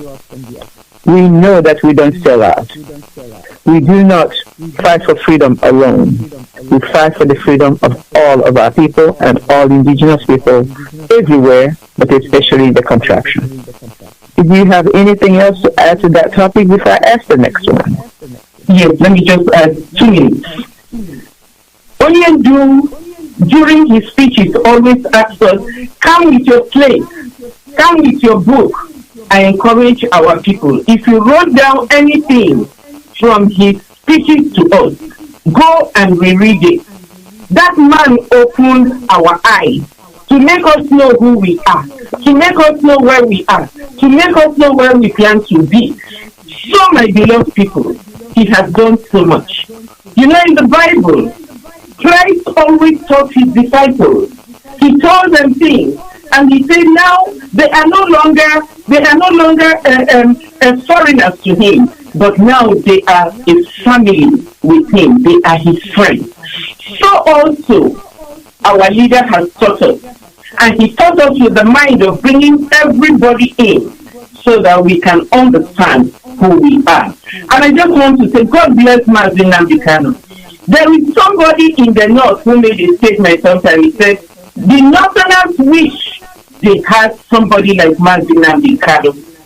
They wish they have somebody like him. That is to tell you, not just the Northerners, all African nations, they wish they had somebody with the intelligence, with the knowledge, with the outspokenness, with the grace, the bravery that Mazi Nnamdi has to influence his community. We have a treasure in Mazi Nnamdi, and I'm begging you, Biafrans, do not lose sight of what we have. He has taught us. We must continue in his teaching. Now, the last thing I want to say is, and as we continue in his teaching, we need to switch our mindset. The mindset of Nigeria has been loot, grab, steal all you want. But we need to switch that around so that we can live a life of integrity. Life does not only depend on how much money you have. Life does not only depend on how many planes and helicopters and riches and how many trips you can make to Dubai. If you forget about it, think of Abacha. Abacha got all the money in Nigeria. Abacha looted all he wanted to loot. What really happened in the end? He went and stored it in the Swiss bank. And when he was dead, some other people now, other countries use that money to maintain their countries. The one that was returned to Nigeria, the other looters looted it. Now you can imagine, I'm sure his family are not even enjoying that money. His family is nowhere to be heard about. So my beloved Biafrans, life does not depend on how much money you make. I want us to start switching our brains around, because out of the heart comes the multitude of words and actions and everything we do. Start telling yourself, I am a true Biafran, and I have to live by integrity, and I have to live a life of wisdom and intelligence, and I have to live a life which is higher than the people in Nigeria have ever lived. Thank you very much. Thank you. Let me ask you another question then. How are you preparing? How do you think Biafrans should be preparing? For the terrorists who are arriving in Biafra through air, land, and sea, because we have many reports now that they have flooded all of our land with their helicopters, with their armored cars, and now they're coming through sea and embarking in boats through Benue, coming into Ebonyi and Enugu State, and they're disappearing in numbers. Boatfuls of men, they come with their ammunition, and they disembark, and nobody will find a trace of them. How should we be preparing at this time? Sister Cecilia. Yes. Thank you. Like I just said, we need to start switching our brains around. Ask yourself, these Fulanis, what are they coming to do? This is a question that every one of us in Biafra land must answer for themselves. You all have seen the work of the Fulani headsmen. You've seen the work of Boko Haram. You've seen the work of El Shabaab. You've seen the work of those that came from the Sahel. They don't have good intentions for you, my beloved Biafrans. These people, all they are coming for, one is to kill, to loot, to steal, to destroy. Again, another thing they have is to Islamize our nation, Biafra. You know what that means? To make you, if you had been a Catholic, they will take away your Bible and put the Quran in replace of it. That's what you'll be reading, and that's what you follow. If you have been from deeper life, that's another one. They want to take away your Bible and Islamize you. Whatever denomination you belong, whatever faith you belong, they want to Islamize you. And then what's more, remember, they are doing that is their plan, ethnic cleansing. Whether you think you are a Sabo, they may not get you now, but they'll get you later. So their objective is to kill. Sometimes I wonder, how do these people reason? I can't fathom their brave ways. I can't fathom how much they think. I just cannot even fathom what they think of. All they want is to kill. So fellow Biafrans, these people coming, they may be coming in quantum, but they do not have your interest at heart. Saboteurs, these people do not have your interest at heart. The organizers, the governors, these people are not your people. The governor in Ebonyi State was lamenting one time. He said, you came, I gave you money, I gave you house, I did this, I did that. What did they end up doing? They ended up killing people from Ebonyi State, just massacring them, butchering them. These people want to kill, and finally to make Nigeria a cow state. They don't value you. They don't value your life. For you, saboteurs, all the value is what they can get from you. And what kind of life is that? I think Biafrans, we are greater than that. We are bigger than that. We cannot allow these people. So what I am saying is, please, in our little communities, let us be careful about the people that we see come into our community. You see all these people in motorcycles? Don't let them come into your community. And we have to start now thinking of how we can secure our communities. Build blockages so that these people don't have access easily. And for you in your house, you know the Lord has given us wisdom. Construct whatever you can construct. Build whatever you can build to defend yourself. Build it and defend yourself. Recently, a governor in the north was saying people should carry arms and defend themselves. Carry arms and defend yourself. That's what we are supposed to be doing. All these now headsmen, killers walking around with AK-47. What do they know? We have to defend ourselves. Freedom is not free. Freedom is not free. You have to fight for it. So, my beloved Biafrans, we have to be vigilant. We have to be prayerful. We have to secure our community. We have to form small organizations to make sure that we buttress ourselves, to make sure that we have a backup, to make sure that we support one another. And we have to look out. The enemy has surrounded us. We have to be careful. Open our eyes, shine our eyes, see the things that are happening in our communities. And if there is anybody selling land, do not sell your land to Fulani herdsmen, for God's sake. Do not sell your land. We must protect what we have. We must maintain our integrity. Even when they come and they give you money, and you see money, and it looks like, my beloved Biafra, when you get to Biafra, you get more. You see, your life is so important. Don't forget, if there's anything you remember today, I want you to remember that these people are coming to kill you. That's all they're coming to do. And a dead man cannot be selling land. A dead man cannot stand up for himself. So, my beloved Biafrans, I pray you will stand strong. Remain prayerful. Open your eyes. Work together. Let us all put our energy together and we'll defeat these people. I want to thank you, thank the ESN for the work they've been doing. How they've been protecting us, helping us, fighting against these people. I pray the Lord will keep them, the Lord will bless them. And our DOS, I thank you very much. But we all need to work together. We all need to stand strong and stand firm. Dear friends, you are worth the soul. Let nobody deceive you. Thank you very much. What do you say about this? How should we prepare? They're coming. We should prepare ourselves. If you have anything in your house that's a weapon, anything you have.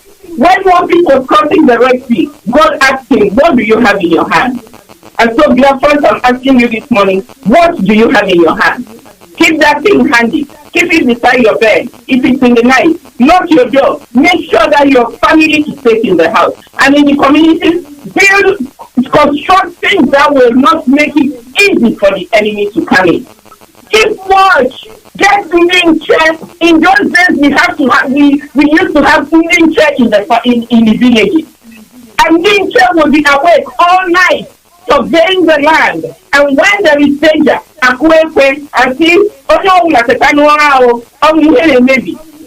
We need to go back to that. And now also, for those who know how to do anything, whatever you can construct, this is the time. Construct it and use it to defend yourself. And then for our people, those of you strong men, I want you to tell yourself that you are going to defend your family, you're going to defend. If it means going into the bush, go into the bush. Because that's where they are. Go into the bush. And I beg you, women, do not sell yourself. The more you sell yourself, the more you give up. The more you make them, you make our security fall. We must bind together. You don't go and start marrying all these Fulani people. Don't go and start sleeping with them. Don't go and start putting all these hijabs. Don't go and start trying to please the Fulani. They are not your friends. They are your enemies, and you have to be careful. And I want also to say, for the strong men, do not give yourself away. Do not go and start selling your brother. Oh, you know this one, he lives in this house. Don't do that. Stand strong. Remember the enemy has surrounded you. I want you, if there is something you remember today, remember that the enemy has surrounded us. Remember that they want to extinguish us. But see, we have a God. We have a God who has been protecting us. And I know this God will protect us. Please, my fellow Biafrans, be strong, be very courageous. This is the time. It will be sleeping. This is the time for us to wake up. And do not let anybody buy you over with any 5,000, 10,000, 20,000 naira. It doesn't make any sense. Your freedom, your life is greater than all of these things. Thank you. Thank you. Sister Kanu, do you have anything to add to this one? Yes, let me add something. You know, what happened is that most of our people, both in our motherland and outside Biafra, you know, most of them continuously ignoring the repeated calls to arm themselves for a period like this. For a period like this in our land. Till today, I think many of them are still have no means to protect in defending themselves. No means at all. You see, they refuse to heed. Refuse to heed the words in the Gospel of Luke, chapter 22, verse 36, that says, if you have no sword, say your clock and buy one, my people. You don't have anything, find something ready. There is no magic on all this. The whole thing is, if you are armed today, if you have something to defend yourself, your attacker, you will probably win your attacker. And the person coming to attack you will cease from attacking you because he knows that you have protection in your hand. Let me ask our brothers, our sisters back home. Look around you. As I am here, I can imagine what is going on in Biafra land. I am here in America. I know that the colonization and the Islamization of borderland is almost complete. Are you going to deny it? It's almost complete. But this is not the time for me particularly to tell you to get ready. You should have been ready. You should have been ready, my brothers and sisters back home. I'm sorry for the condition you find yourself inside. And all those that evil governors put you in this mess. I wonder why they are still living today. I can't understand how difficult it is to put them down. I really can't understand. They put you in the mess we are today. Please, my people, both those in higher order And though somebody like me in lower order, there is a serious need for better organization. We need to organize ourselves. We need to educate ourselves. And we need to coordinate very well to move forward this struggle. Because these people are there, around all over, waiting for the bell to ring. That will surprise us. Is this a sudden thing to us? I don't believe so. Because they have, for a long time, these people telling us, we are their slaves. Nigerians are their slaves. They are Fulanis that entered to Nigeria to dominate. And the owners of the land become slaves. You know? This is the time. Let me say it again. We need to mobilize ourselves. We need to get what we need ready. The materials. Our people, they are defending us. The materials they need to do the needful. Because Fulani does not play. We witness the teachings of our leader. He has, our leader, believe in me, our leader has done the job. He has preached us, and we're supposed to have understand how to go without his presence. He has done the job, and the little job remaining to complete this struggle is for you and myself. It is only that we organize ourselves very well.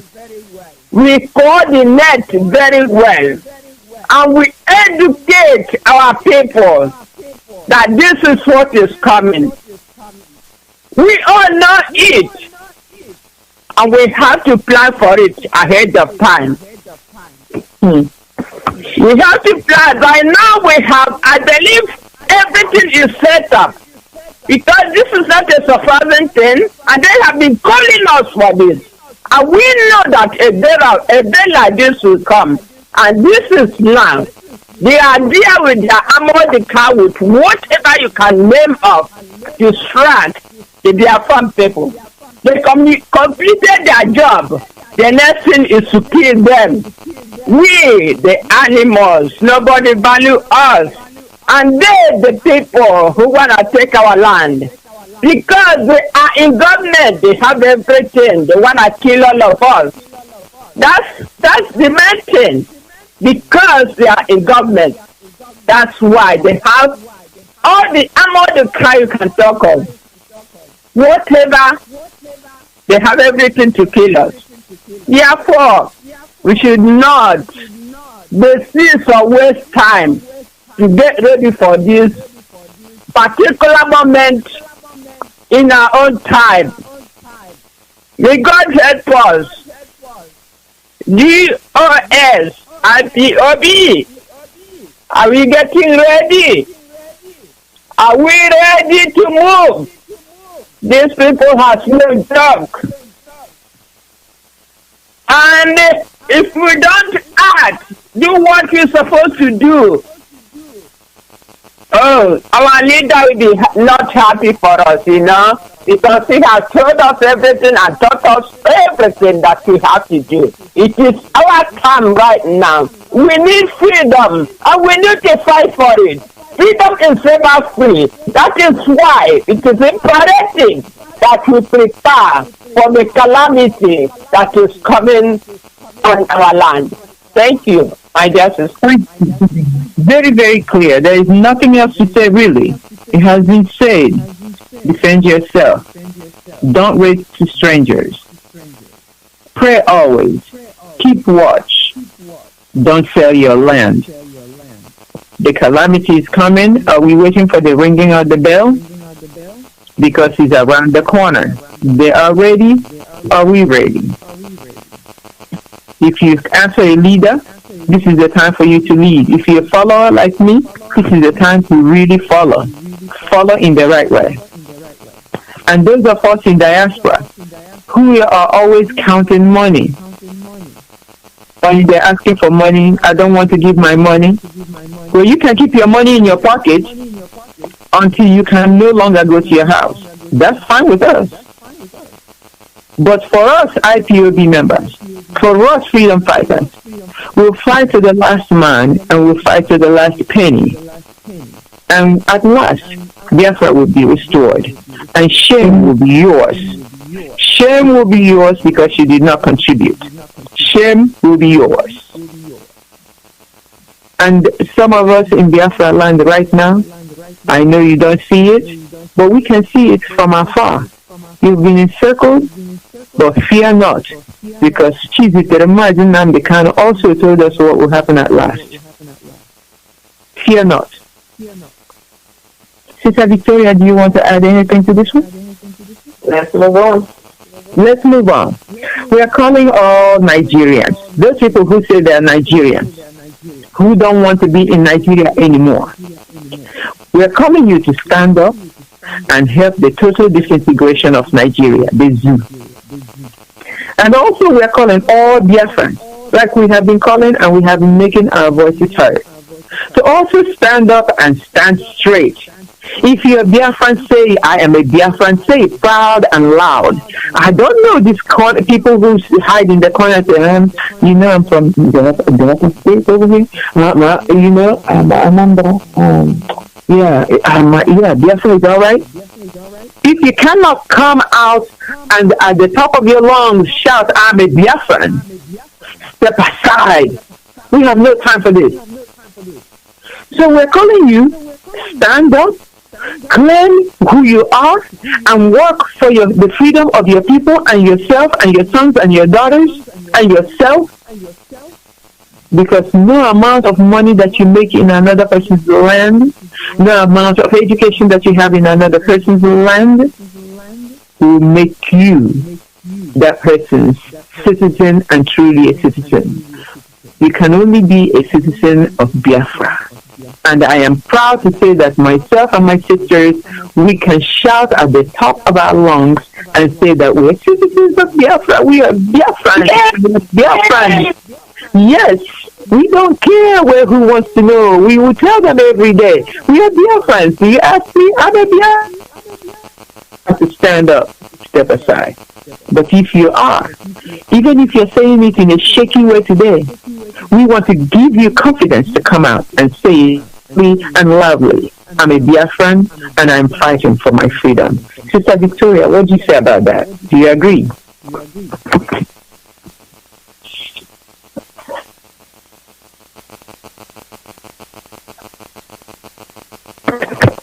Sister Victoria?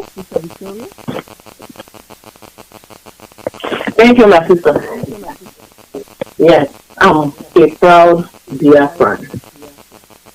And I know that I'm part and parcel of the desire to have Biafra one day declared a nation once again. Because Biafra has been a nation. We are not just asking for a new nation. Biafra was there before Nigeria was created. Nobody created Biafra except God. I am a proud Biafran. And it is true, some people are on the fence.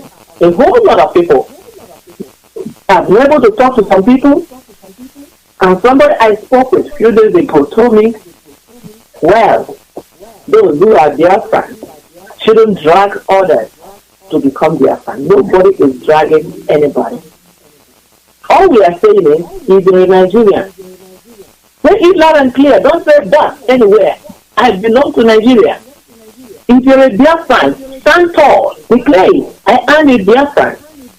Please don't sabotage our work. Nobody is being forced. I want to go home one day. I want to take my children to the motherland. I want them to drink the water from there. I want them to eat the food from that land. You, that is not, don't hide under anything. And we think that you have the same desire with us, and you don't have. You are killing our struggle. The people that love the reward of evil, the people that love to get all the profits that they can make, Please, go ahead and get what you need. Go ahead and be what you want to be. Do not stand in our way. Biafra is a spirit. He's going to strike and he's going to kill all those who are pulling us backward. My sister has discussed about people, about the Nigerians who has already, they have gotten all the weapons of war that you can think of, just for the little dot.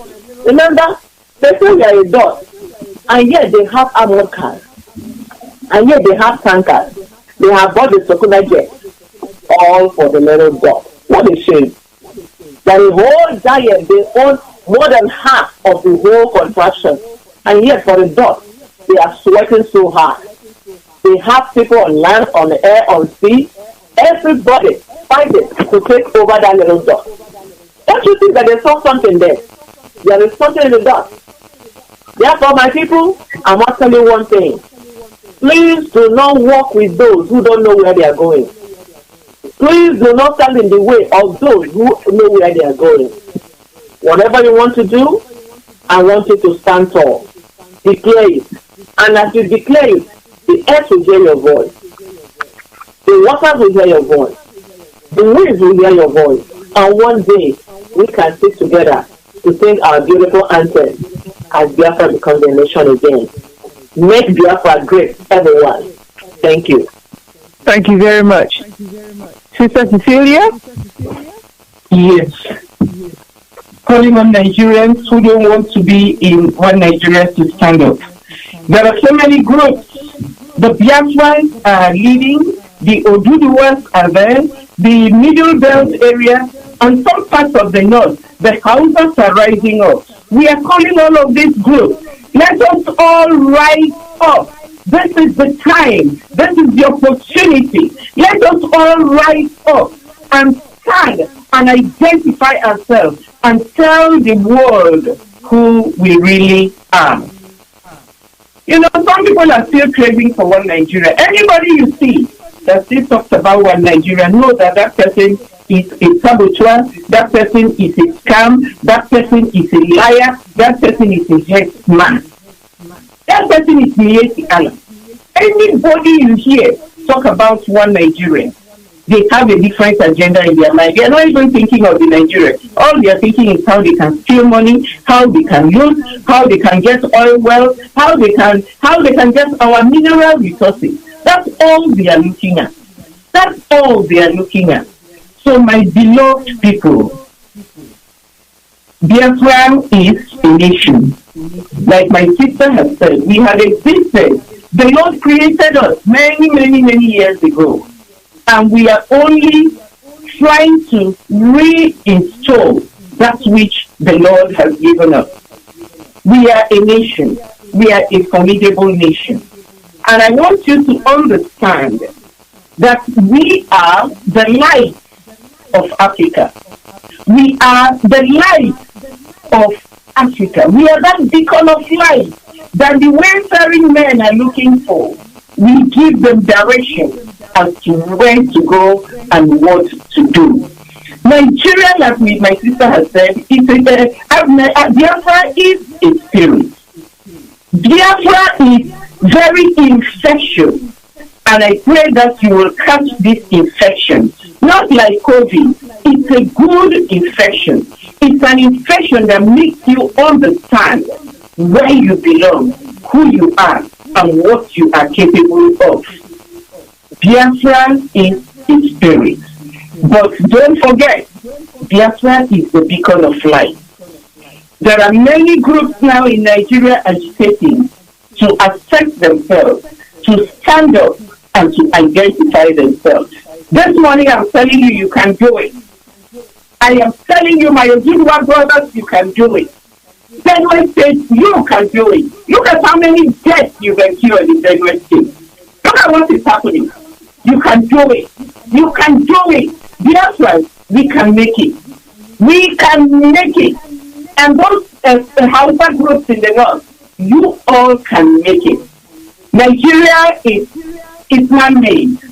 And you know anything man-made has an expiring date.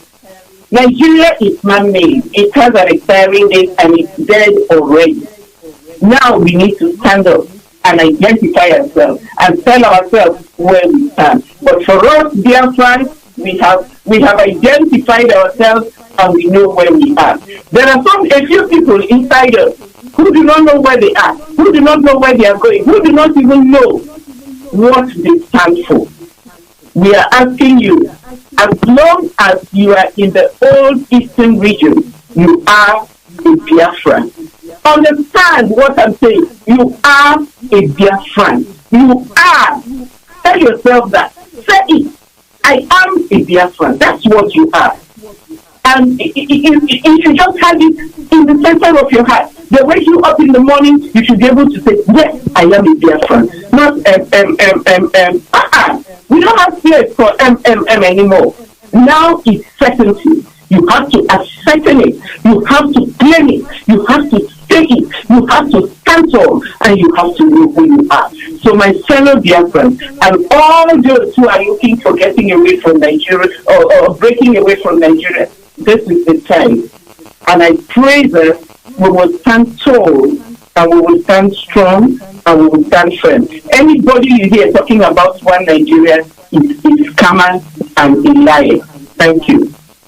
Thank you very much. Sister Kanu, I must ask you this last question. Move on this morning in the program. But this last question is: cow meat, suya, ruga, and cows more important now than our people? Is this talk of cow, ruga, grazing, whatever they're talking about? The Southeast governors came together and made a statement. We were all happy. And now they're kind of one by one moving away from the statement that, especially Uzodinjo is hell-bent on eradicating Biafrans. We cry out against him for the proposing to give away our daughters to janjaweed, smelly cattle rearers, and calling it proposed slavery, that we are calling it, and he's going to call it marriage, and he's doing everything he's doing. You can see it. He's through the eyes of cows, I should say. He's like, I'm looking at us like, I want cows. Cows are more important to me. Janjaweed, the smelly cattle rears are more important to me than the people of my people of Imo State, our people of Imo State. What is going on? And I think Anambra State is kind of moving backwards from that statement also.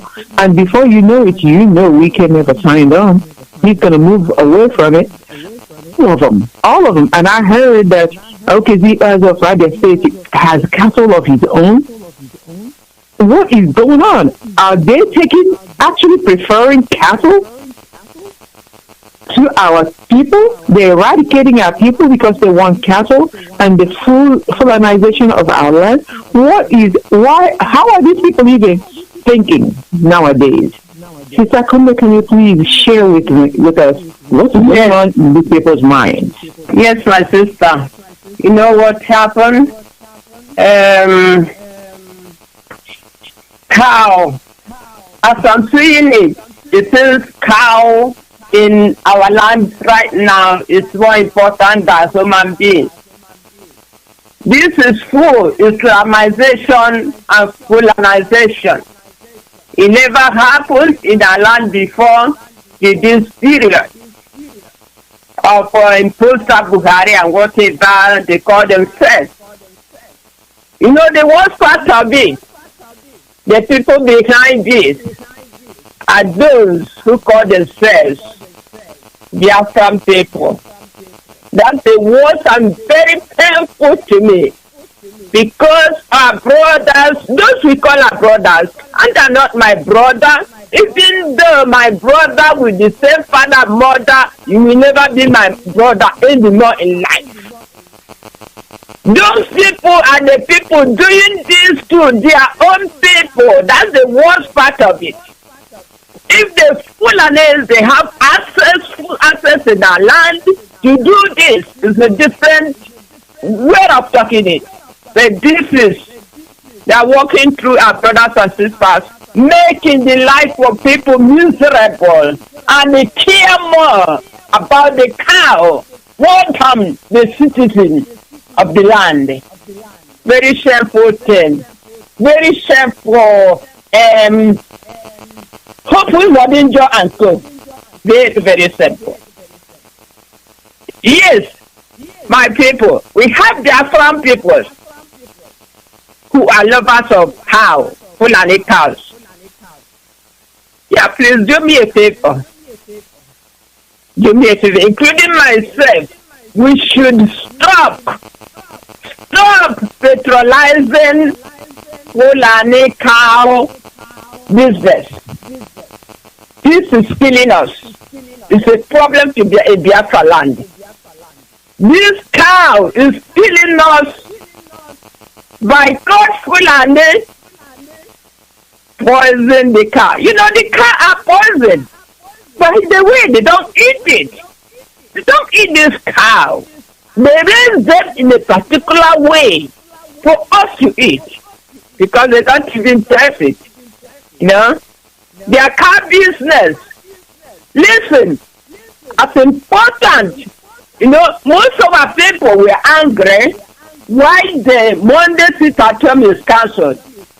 Let me tell you, my people, if you can be able to boycott the Fulani cow in our land, also it is a way to cripple their business.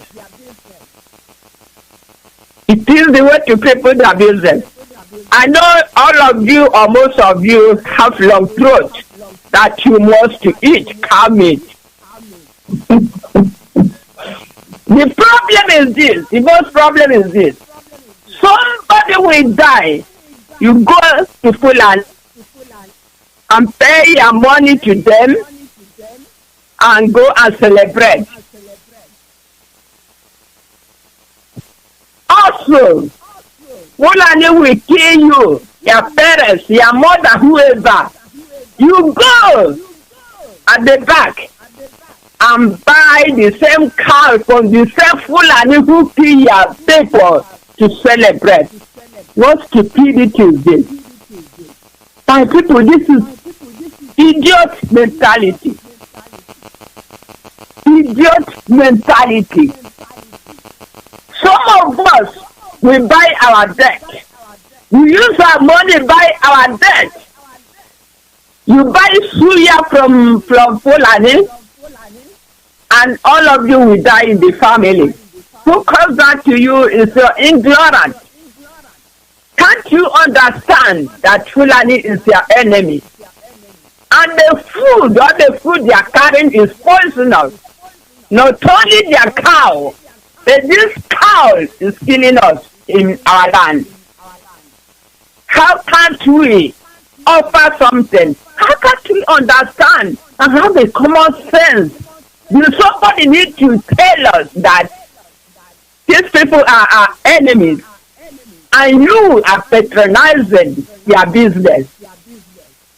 See, if you don't buy from them, they don't sell nothing, they are not happy.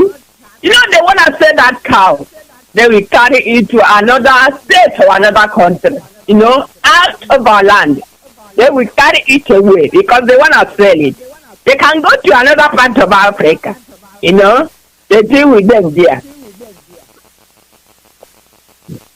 Because they really don't eat it.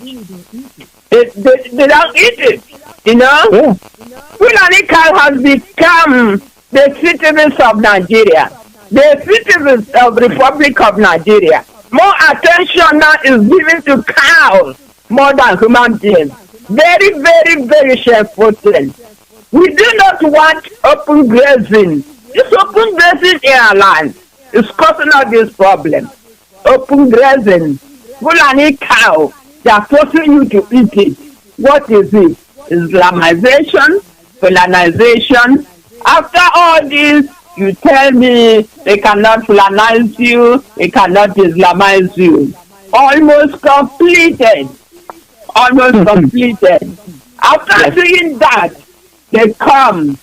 I'm not gonna say my people. You have to understand what is coming to all of us. You know, and they're very sorry, and I don't want to witness what is coming. I really don't. It better teach Nigeria government what they understand. Nigeria Fulani government, what they understand is to cripple their pocket. By crippling their pocket, we refuse to bow their cow. We refuse to eat their suya. We refuse even to buy anything Fulani. Buy anything Fulani. Because why we do that, we welcome them. They are brothers and sisters. After you buy, they go and kill you. Please, my brothers back home, somebody has to really push this thing forward by cutting, especially Fulani cows. If you need cows, or as you don't want to go as you are, you want to buy cow for anything, please, can you interpret Igbo? Can you find it? There's other things you can substitute the number you're eating, and it's not even healthy. And after eating it, you have a big stomach, and then you call yourself a big man, a big woman. What do you have is a big problem, and a big kind of sickness, illness is what you have. If you can come to understand this, you will know that cow meat is not good for any of you. It's not good. If people can move this forward to stop buying and selling this cow in our land, things will change. You know, they protect cows, as I said, more than human beings. Our duty and responsibility this day is nothing but to say no to Fulani agendas. They remain in Islamization and colonization, to say no to it. Also to say no to cow meat, Fulani cow meat. Say no to suya and say no to open grazing. Say no to Ruga. Oh, hey, Biafra. Oh, much hell, Biafra. Thank you very much. That's it. I don't think we can say any more. This is another way of civil disobedience. No Ruga, no grazing, no suya, no cow meat. That's it. My sister has said it all. Open grazing is not allowed in Biafra land. Civil disobedience. Civil disobedience. Don't eat it. Don't participate. Civil disobedience. All right, my sisters, if anybody has anything else to add about any of the topics that we have covered, please do so now. Otherwise, we're ready to go and let Mazi Alozie conclude his show. Can I ask my sister? Yes, I just want to add something to what our sister has said. You see, all these things we are talking about, Fulani and their cow, may never have any effect unless some people step up. And who are the people that are going to step up?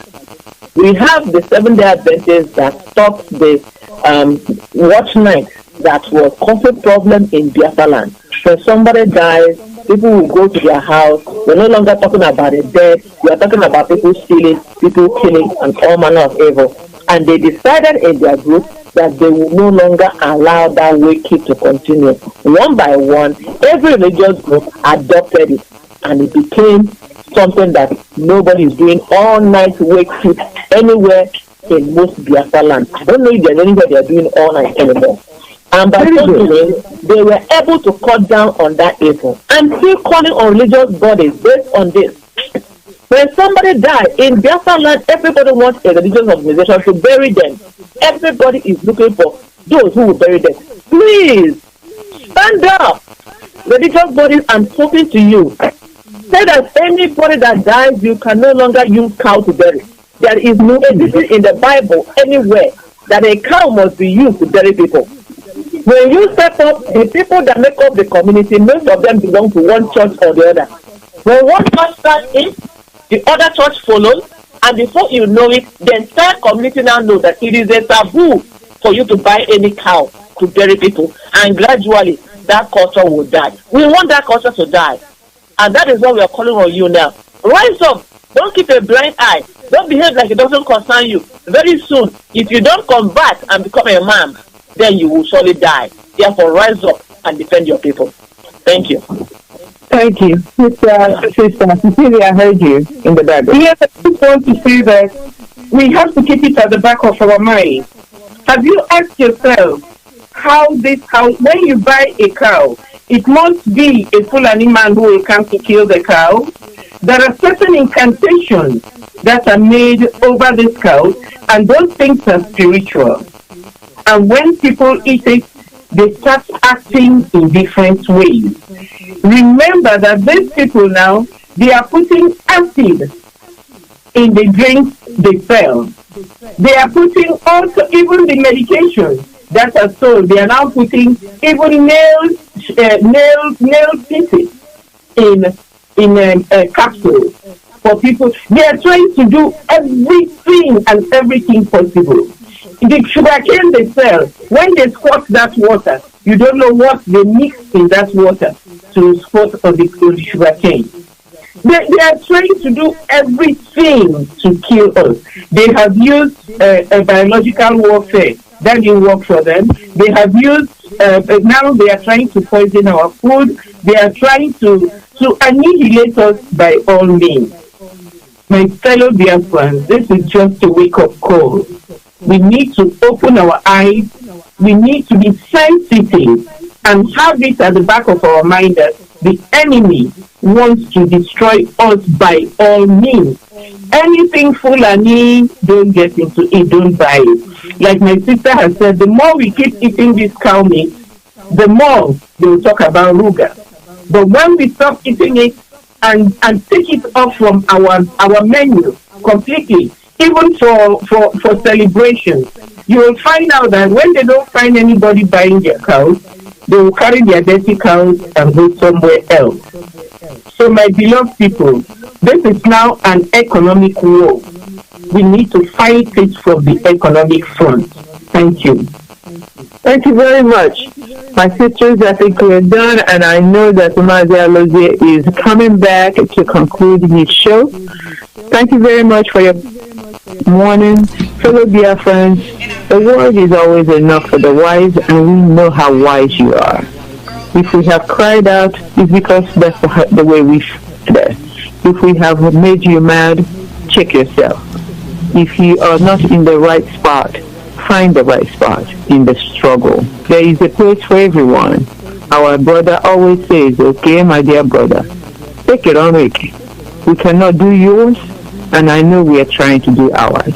Please make sure that you do yours, because Biafra must be restored. Thank you, my sisters, and goodbye. Mazi Alozie. Thank you. Thank you very much. Thank you very much for the program. We adore you, and we'll see you next week. Thank you. Bye-bye. Bye-bye. Bye-bye. Yes, as we still mourn our official here, Dr. Clement Okoro, we still remember him. Don't forget that we lost him almost a week today, and it's very painful.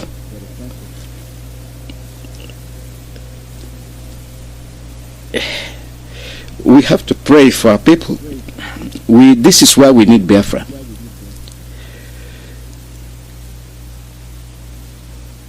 Whatever it is you are fighting for, instead of your struggle, go ahead, keep fighting for it. If it will benefit you, go ahead. I have repeatedly mentioned that many people here are old. Many people you see here, they are not rich. Many people you see here are not well. Likewise, your colleagues in Europe, in Asia, all is not well with us. This is why we need our freedom. It is stress, cheating, killings, marginalization that drove all of us out.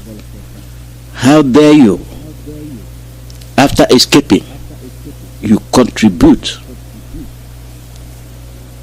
to the demise of your own people. You contribute to the maltreatment of your own people, which was the same reason that made you run. Instead of fighting, instead of doing things that will settle them and settle you, you decide to sabotage. You decide to accept money because you are out. To hell with them. Now you are out. You are in another person's country, well built, with their own sweat, with their own blood. That is cheating. That is reaping where you did not sow. He who enjoys the sweat of another person but will never fight and let people rest and enjoy their own struggle. You cheat, you betray. We have 15 minutes to be on the air. For those of you that I didn't accept their calls because the time was short, you are free to call in +1 484 767 0848 +1 484 767 0848.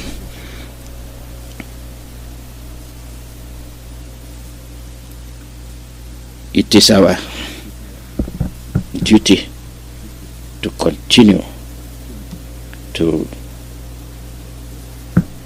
demand the release of our leader Mazi Nnamdi.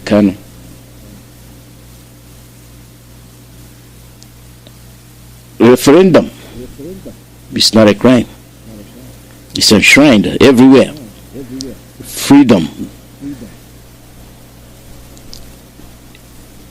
It is an honor that we are asking the zoo to grant referendum. Let the people decide. When you talk about democracy, the voice and the will of the people.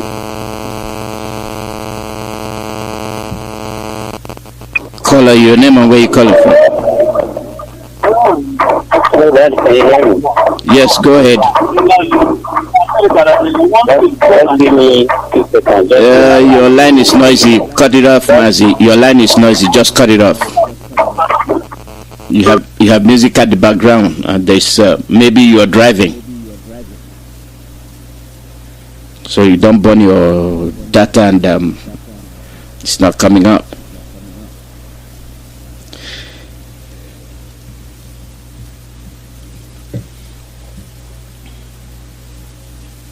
The call number is +1 484 767 0848. Live broadcast from Radio Biafra, USA. It is our desire. It is burning in our mind, in our heart, to go home, to enjoy our ancestral land, and not to be aliens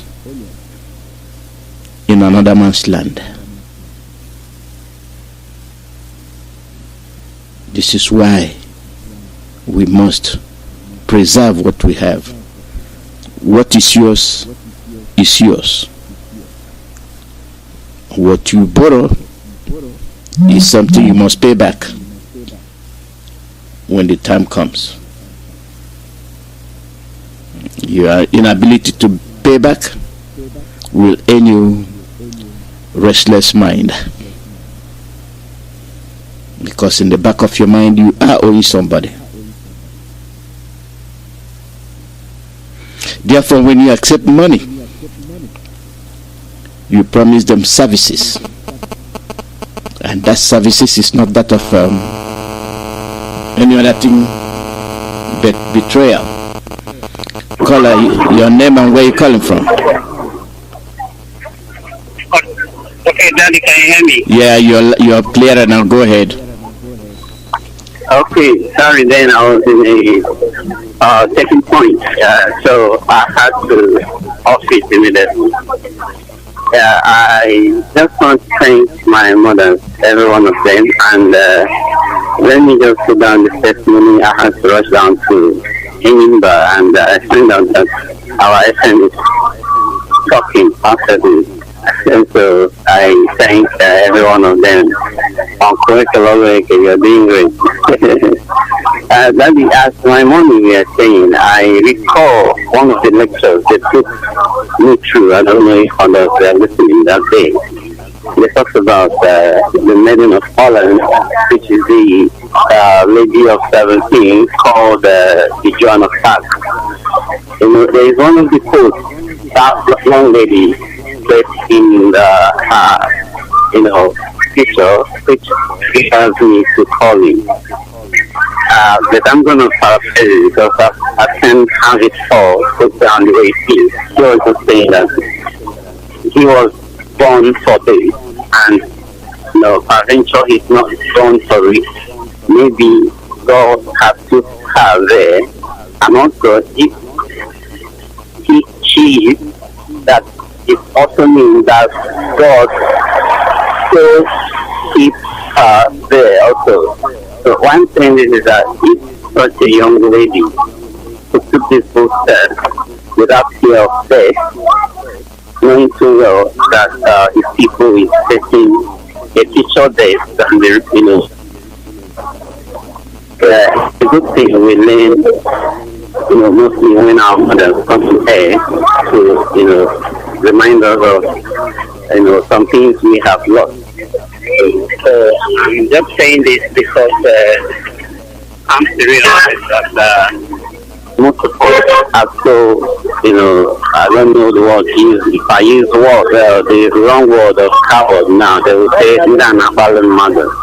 But let me just say that we need to give ourselves that courage.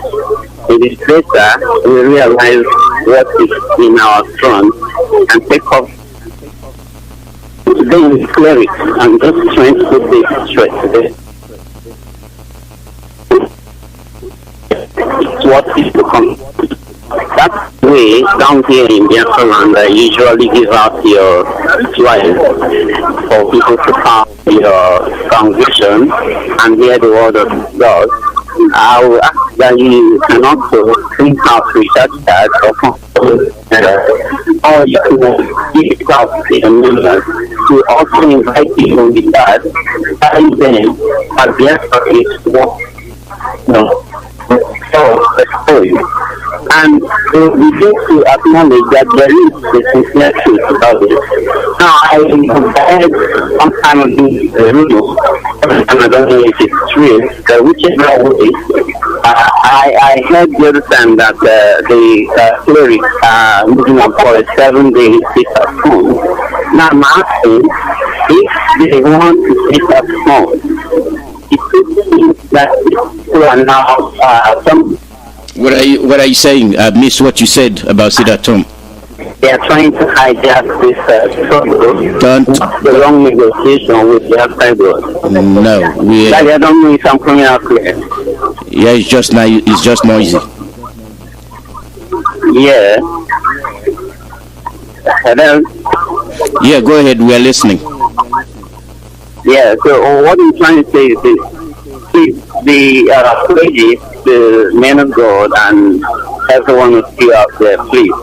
Going back on that, it says nothing than this other way that we're doing it. So if you must sit at home, you can always sit at home when our DOS, clamors for that.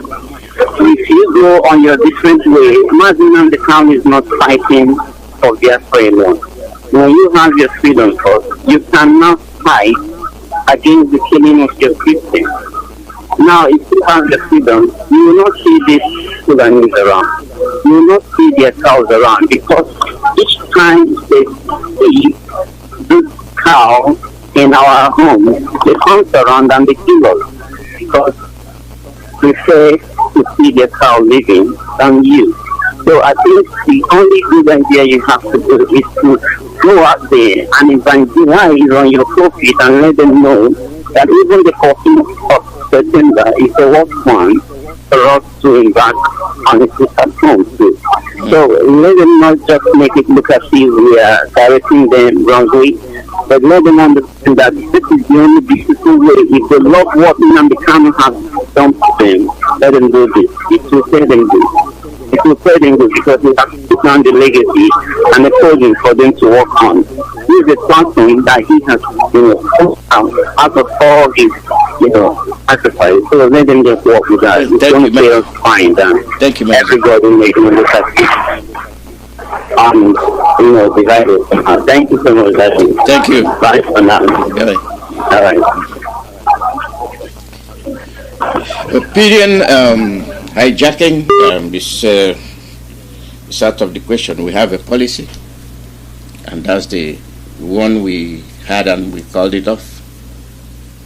No other sit at home has been called for except Saboteur Day, September 14. Saboteur Day, September 14. So when you hear us announce, like we said, anything that you hear from Radio Biafra, you know it's the official.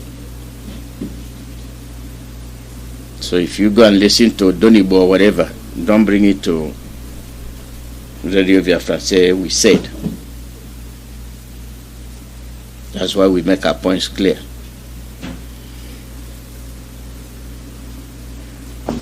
Caller, your name and where you're calling from. Mazi Alozie, God, I'm calling from Morocco. May God bless you, sir. God bless you. Hi, my dear. My name is Rosribo. I'm very, very glad to get you, sir. Thank you for it.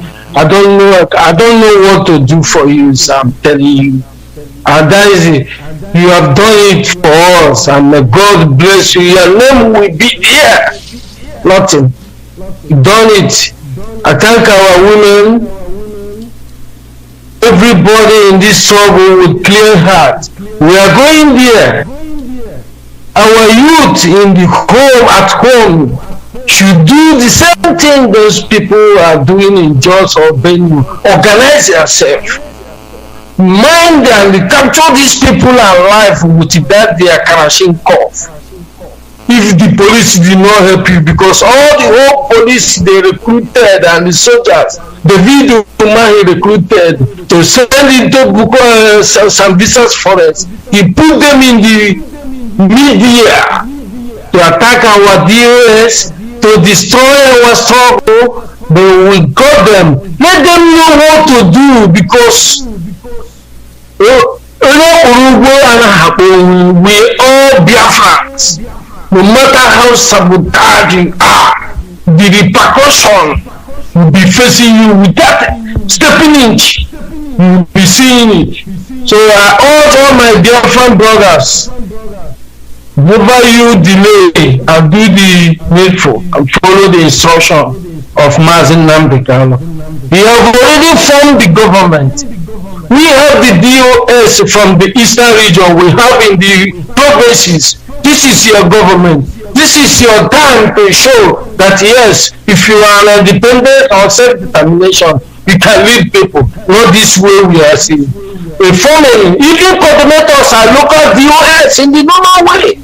But we don't need to go. I'm not a politician to teach, but with my understanding, I know that they might have learned the table for us. It's for we to do was sit and negotiate and do the needful.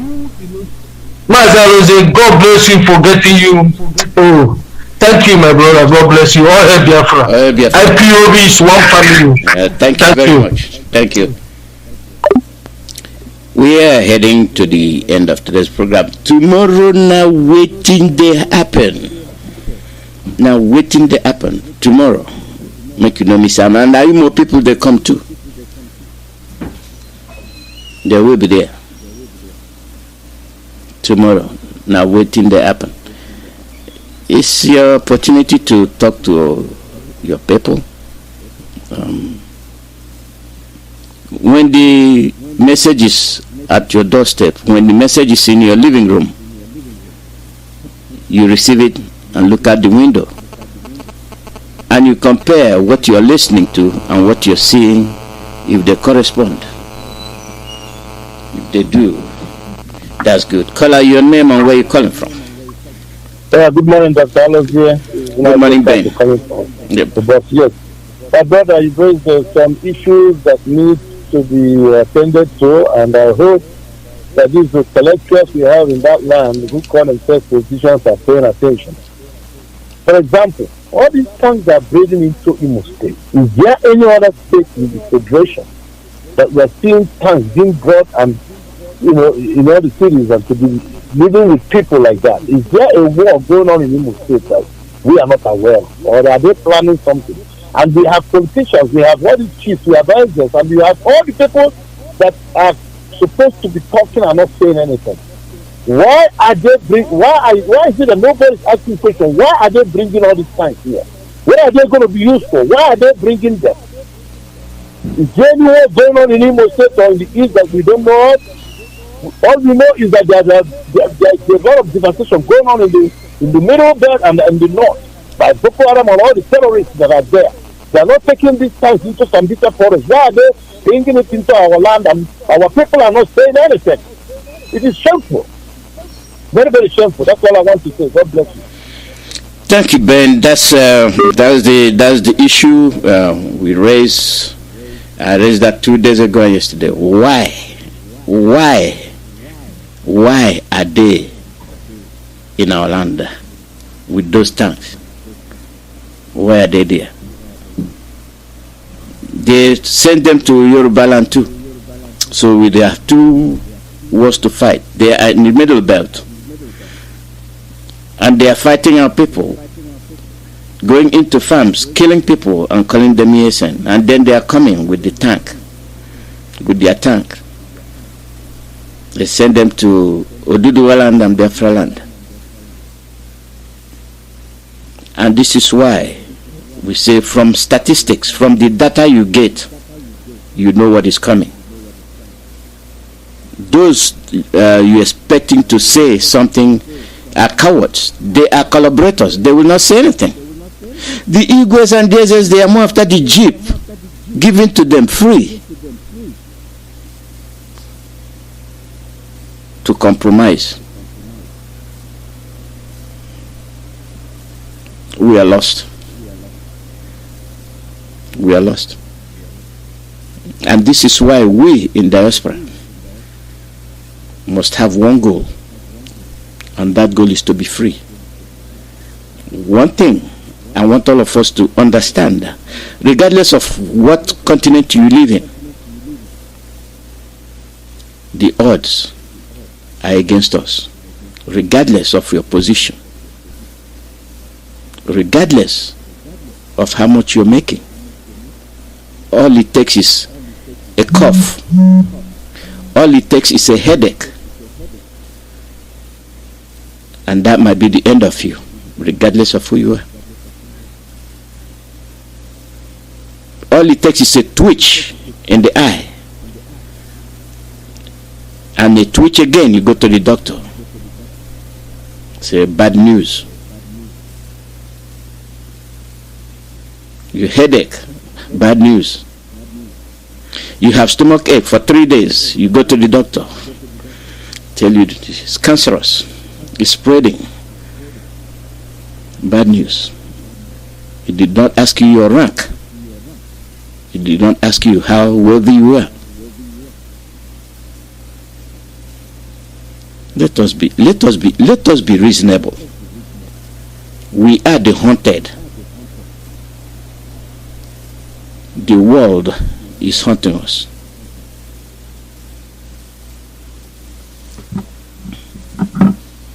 They are haunting us. And are we going to allow that to continue? And that goes back to what I said. You knowing who you are, you knowing that the world know who you are, they understand you. They understand you very well. They know your capabilities. They know what you have. They know what you are worth. Are you saying that you don't know these things? Are you saying that you're opportuned to have these things, but you decide to sell, to give them up? That means the crime of buying and selling has overtaken us, that we can no longer reason properly. Even somebody brings your car, sell it. You did not check whose car it is. Just for the fact that buying and selling has overtaken you. Somebody brings something to you, sell it.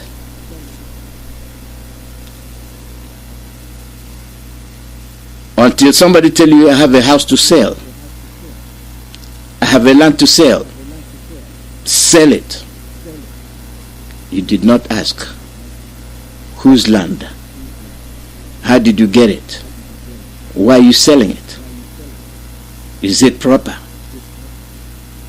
Somebody brings you a car the same way, until you realize that your car, it was on the chopping block, it was up for sale.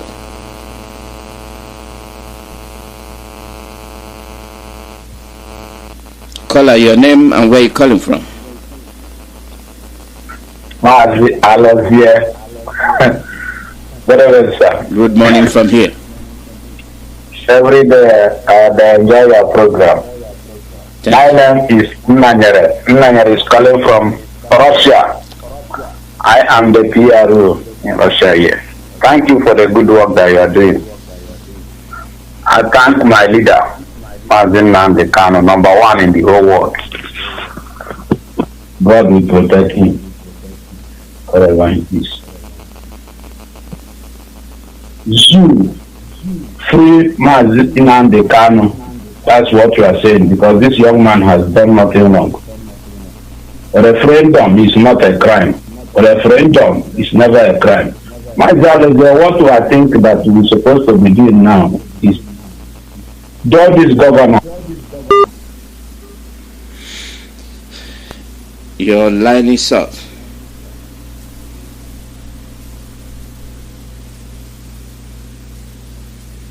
Your line is off. You're free to call back. You're free to call back. When we start questioning ourselves, when we start realizing who we are and what's up with us, our attitude will change.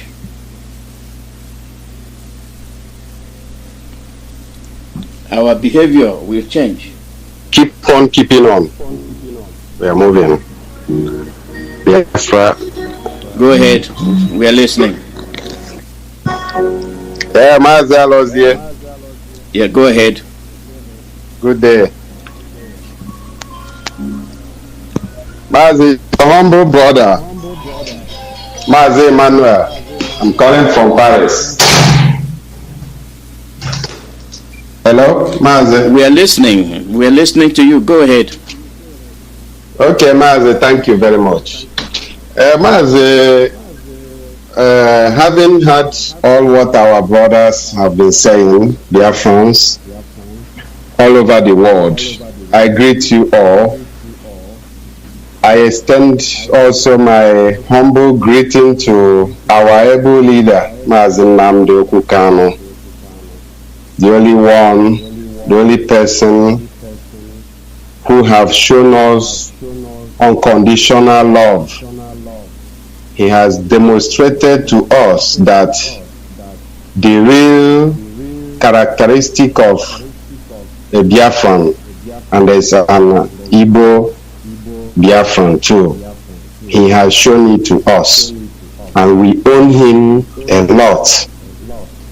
So Mazi, I even want to plea to our people to, as we are about to remember the Saboteurs Day, which is on 14th of this month, September, we should also be anticipating by next year, you know, taking into consideration of 19th of June, which is a betrayers, maybe, if we may call that a betrayers day, or I don't know, the day that they sold our leader, the day that the leader of indigenous people of Biafra was sold to the enemies.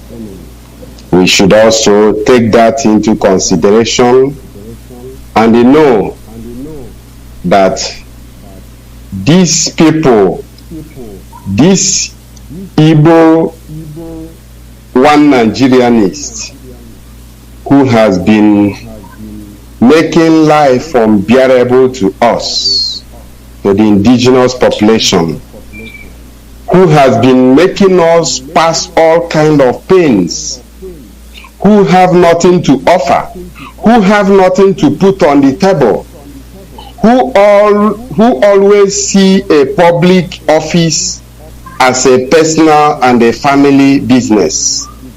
Those people who never, at the first place, have our interests at heart. They never think, they don't care. Look at our city, Enyimba, a great Enyimba city. Look at how it is. Enyimba, during the rainy season, as I am talking to you right now, Enyimba is no-go area. Look at all our states, all our provinces, but these people, all these agents, all these slaves of Fulanis, what interested them is only election, who to be elect. So we have had enough of all this complaining and all this every day coming on air to lecture our people. It's true that they say talking and sensitizing, but I think time has reached for us to be be more discreet, more whatever we are doing, we will be doing now has to be totally out of the radar, talking less and more action, because it's true that when you do, I do, then things will be going in the right direction. But when all these saboteurs everywhere, since our leader has been, betrayed and sold away by the so-called Igbo and even Igbo one Nigerianist, a lot of things has been going on. But we know the truth, because they say that we knows who our leader is. Only my fear is that all this Western world, they should consider us and know that person they are holding there, because it's not the Fulanis who are holding our leader. It's not the Fulanis, it's the Western world. They know the truth, but they are not willing to, they are not coming out. They are riding behind the Fulanis, hiding behind them and, perpetuating all this heinous crime against us. And we, the victims, what are we doing? Some of us, Mazi, just like you said that, some of us are helping them, aiding them, informing them, thinking that they are, doing harm to Mazi Nnamdi Kanu, not knowing that they are doing even helping themselves to bury themselves. we are burying ourselves without knowing. Some of us, Mazi, not me, because I know where I stand. Yeah, you're going to round up. We don't have much time today. Yes. So, Mazi Alozie, I thank you for your doggedness, and I say, may Chukwu Kikabiama continue to give you more wisdom and more protection. Thank you, Mazi. Thank you very much. Thank you. Thank you. We are heading towards the end of the broadcast, and tomorrow now waiting to happen. We're gonna be there. We go there. We go talk. We're going to talk tomorrow. We have been dehumanized. They send us their message, what they want to do, what they are going to do. We listen, we hear, and what's our response? They are committed. And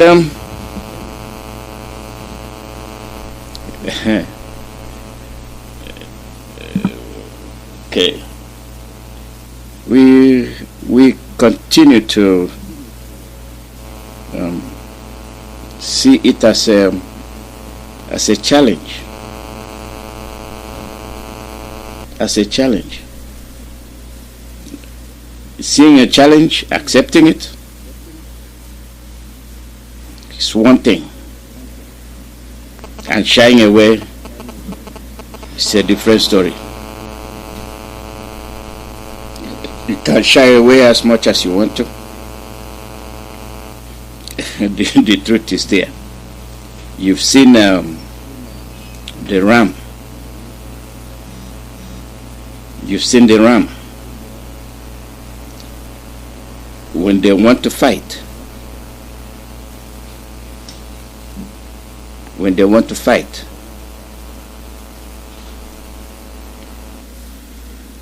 one will be the one that seems is more willing to than the other. Both of them will take off at the same time, but as time goes on, you will see the one that's going to capitulate.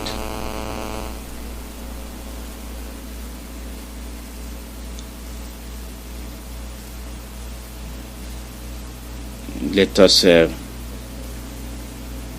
be very braced up.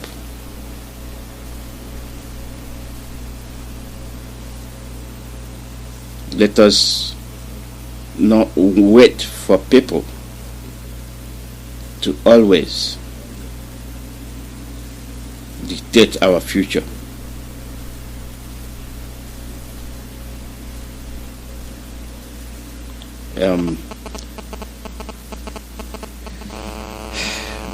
Let me show you,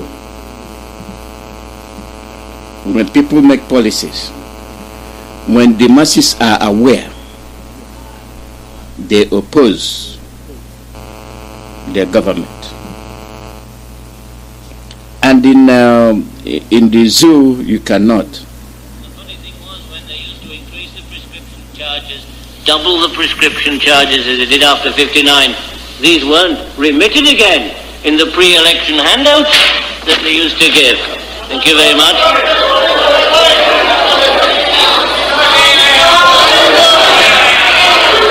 Quiet, please. I'm afraid your aim is no better than your material, my friend. If they were just shouting or drumming or making a noise, I mean, you just sort of took them on. But mainly I found it very helpful to invite them to... Sorry, I couldn't hear. I was to say it again, and then you come back. Even your conservative leader described Rhodesia as a police state. You wouldn't last long there, my friend. Now then.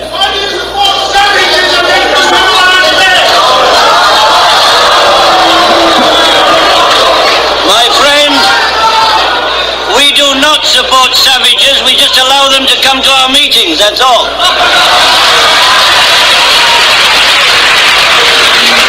Everything in our program has been costed and is included within the program of our national plan, within our tightly controlled and rigidly expended government expenditure program for the next 5 years. Michael knows we have no plans for expenditure in Vietnam.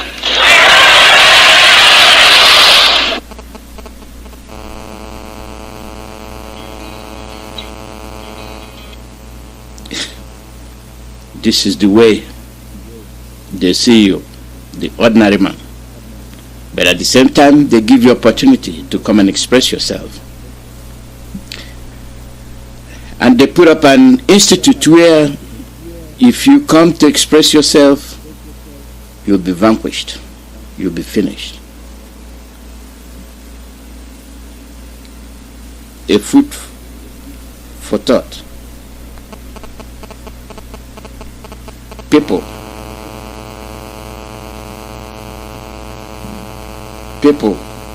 when they come to you, when they say things to you, they have a reason. They might come directly, they might come indirectly. It is you understanding what you are all about. You understanding what you are all about.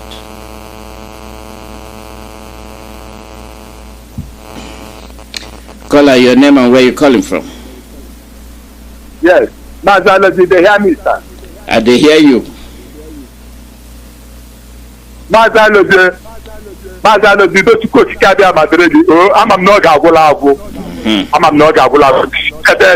Mazi Alozie, make you the make I tell you that you might this people think say with the joke. Mazi Alozie, we know the joke. Mazi Alozie, every woman being come out from his mother's womb and they cry, then you come grow finish, then become governors. What did all these governors wait there for our land? What did they just pay us back and to make sure say they kill us so that family go take our land? Mazi Alozie, they good. Mazi Alozie, every nation is there for their own land and they want to take our own land. Mazi Alozie, make it ask them say if they take our land, where they want make we stay? Mazi Alozie, where they want make we stay? They be engineer, they be pop, they be everything. They want to take our own land. Mazi Alozie, cross the road. Mazi Alozie, don't pay hand again, Jalo Kwoko. We not, Mazi Alozie, this is just, they say we are joking. But I knew our leader. We say we the joke. They think it is them. They the sheep, all the time we cannot be able to. They we cannot borrow. This guy Biafra will not come. Every nation of this country will be shut down. Nonsense. They the sheep, who are needed the win. When I saw these governors, when they speak for our land, when they go come for Sultan of Sokoto, come collect authority before they go come, they kill us. They kill us. They bring good Americans, they kill us. When I say our leader, Fulani, okay, too much cabinet, let's go sing for Fulani. When I see Isaiah chapter 36, Fulani, Isaiah chapter 36, and Isaiah chapter 37, Fulani then they win. If you see our leader, if we see our leader to see any spot for his body, any Fulani waiting for this planet, no say we not to Biafra. No leader, it's not the leader to wait for you to balance. All the leaders wait for North, we go kill enough people. We not tell the joke. They cannot bring our leader to also. But then this people, they don't think that the joke you. We know the Mazi, we are not killing anybody. We'll let them keep killing.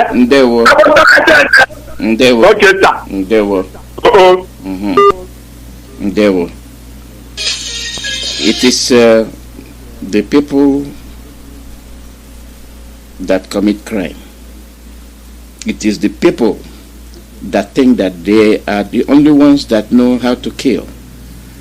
It is the people that have no value for your life. Those are the people that your other people are aiding and abetting. We are stopping at 1:30. Caller, your name and where you calling from? Mazi Alozie. Ndewo.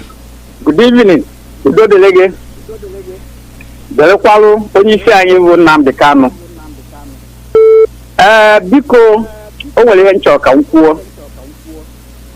I want to say something. There's a woman that called yesterday. She was talking and crying that these people, my name is Obu Agoro. It's Monisha. I'm calling all the way from Monisha, Anambra State, Biafra land. Woman was talking and crying that they have perfected plan to kill our leader. That it will be like that of Abiola. That after some time, the tension will die down. The woman was mentioning somebody that is using Facebook to propagate his followership. We want, in this radio Biafra, we want to know the name of that man. The woman said, we have known. I have not known. The woman said that we have known the man that is using Facebook. We want to know the name of that man. Remember when our leader was kidnapped in Kenya? There was a total outcry. The only thing that made me to survive is that I have had Nnamdi Kanu's. I saw him when they put him into trial and they bring him out. If not so, that night I heard that he was kidnapped. That is now in Nigeria. It is only God that saved me. I nearly died that night. My body was very hot till the next day. But I have started to calm down. Why I'm talking is that I'm one of the veterans. I fought in Biafran Zoo army, Zoo war. I'm 73 years old as I'm talking. But we are following seriously. Please, let us see if our legal team, even our medical team that are going in to see him, any day they go in to see him, if they come out, let them tell us his condition, so that they encouraging us to be following and be having patience.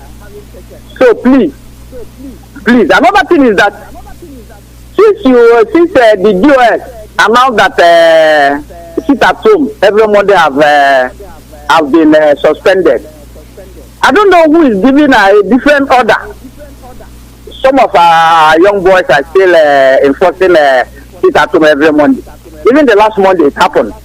I don't know who is giving that counter order that they should continue with their sit at home. Please, whoever that is giving that counter order should desist, because it's not doing us any good.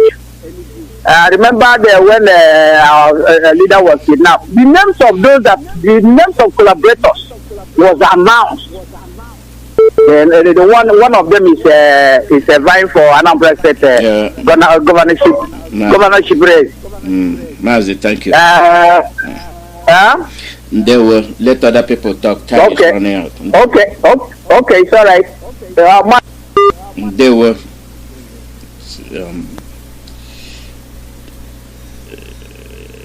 That's that. There's no point repeating those things. They are things of the past, and we know what we are seeing. We know what we are watching, and we know what to expect. To the Nigerian national anthem, Mr. Albert Congo, right? So that's what it is.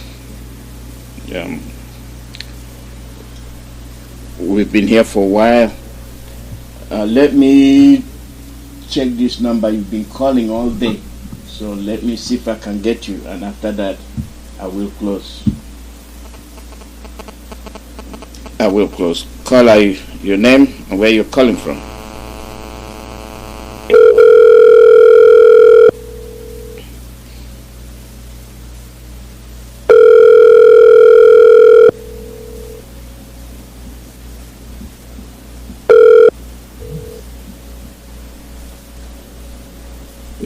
Biafra. I'll help Biafra, Mazi Alozie. Go ahead. Mazi, thank you so much. Thank you. God bless. Mazi, I just want to say a very big thank you for the good job you are doing, and also want to encourage our people to remain resolute. Yes, honestly speaking, we are at a very difficult time, and I know it is true that when the problem actually at times is not what we are looking at, but what we are seeing. Looking at all that is unfolding today, happening in our land, we are looking at a lot of things, but our main concern is America. If God did not punish and destroy America, I will know He is not God. Mazi, I am very angry. If God did not destroy America, destroy it, I will know He is not God. In the face of all this evil, America is still here. I go on Twitter, I attack some players. God will punish him and punish all of them. American interest is not only oil and gas, but the right of Christians and particularly Biafrans. Mazi Nnamdi is in detention. They were kidnapped by this Taliban. And America is still there considering the Quran or God will punish it. But the few among them, God will preserve. Mazi, I understand that the problem we are in today and the solution to this problem, Mazi, know that we don't know it. We know it. But I don't know how market America. That is the problem. Mazi, it is to kill our enemies, and we shall get the now. But no, Mazi, keep on. I will call in tomorrow. God will bless you. Thank you so much. And I'll help Biafra. I'll help Biafra. Thank you. And that's the end of the call. And that is where we'll be ending today's program. Like I said, tomorrow, another day. Now, waiting they happen, where our Imo people will come to express themselves, say the things they want to say. Before we leave,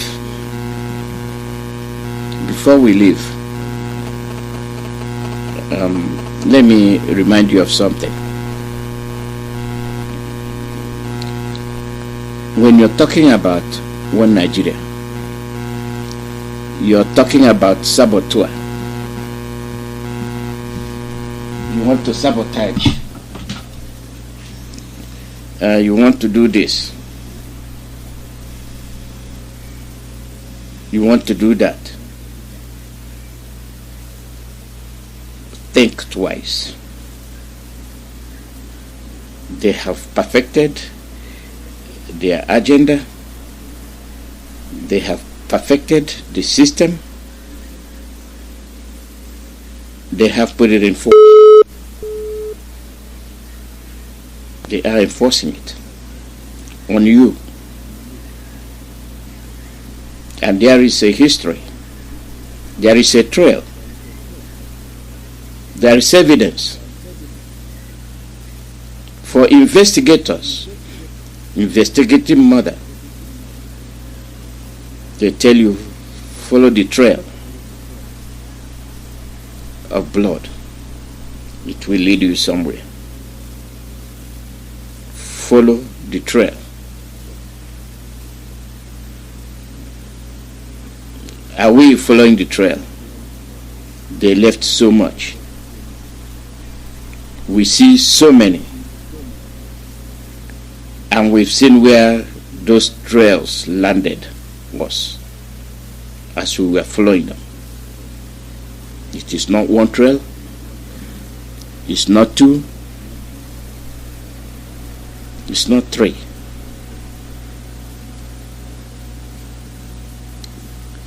You are in a place where you think you are safe, but you're not.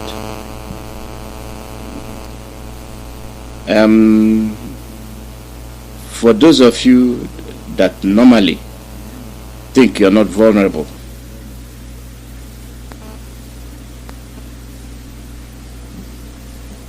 this young man that is lying here was killed by a Fulani herdsman. This matter will not be ignored. Our communities will maintain some peace so that the Rivers government will look into this matter and chase Fulani herdsmen and their cows out of River State. We are saying that they are not supposed to be here anymore, so that one day they will not regroup and come and attack our communities. Our farmlands are no longer safe. This is one of our sons here in Edema. This is one of the cases. There are other cases that people have been killed in 1 or 2 occasions. We are not going to let this one go anymore. So please, we will address our communities to be calm for now. We expect that Rivers government will look into this matter soonest and see how this family can be visited. This is a young man with family. This is a young man with wife and children. Look at everywhere. Filled with people arising from this attack of Fulani herdsmen. In the way of today, we heard that the Fulani herdsmen are attacking our people in the bush, in our farmlands. And this is one of the evidences. A young man from the community also had another incident of another woman that has been attacked and killed by this. Hello, young man. I'm Mr. Confidence Wellens. I'm in the farm and someone called me, and when I'm here, when I pick the call, the word I hear that some Fulani herdsmen killed my younger brother. And I'm rushed over there, and when I'm reached there, what I see the dead body of my younger brother. What is? You are not exempted. They have been doing it. It has been ongoing. And now they do it, they tell you it's ESN. It's Ipob. Always look back. Statistics, information you gather will point somewhere. For the saboteurs, you are not excluded. This is where we'll be ending today's broadcast. We've been here for quite a while, and tomorrow, they happen. So I thank all of you for listening, and you all have a nice day. Till tomorrow. In the year of our Lord 2021, without wasting any time, let us go directly to our head of directorate, Mazi Alozie. Please welcome and over to you.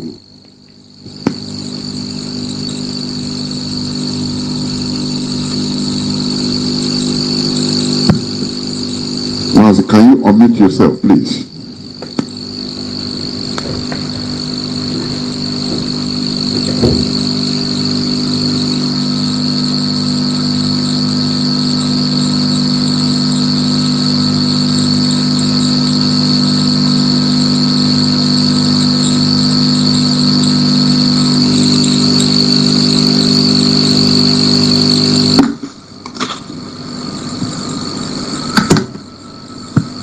Mazi, go on.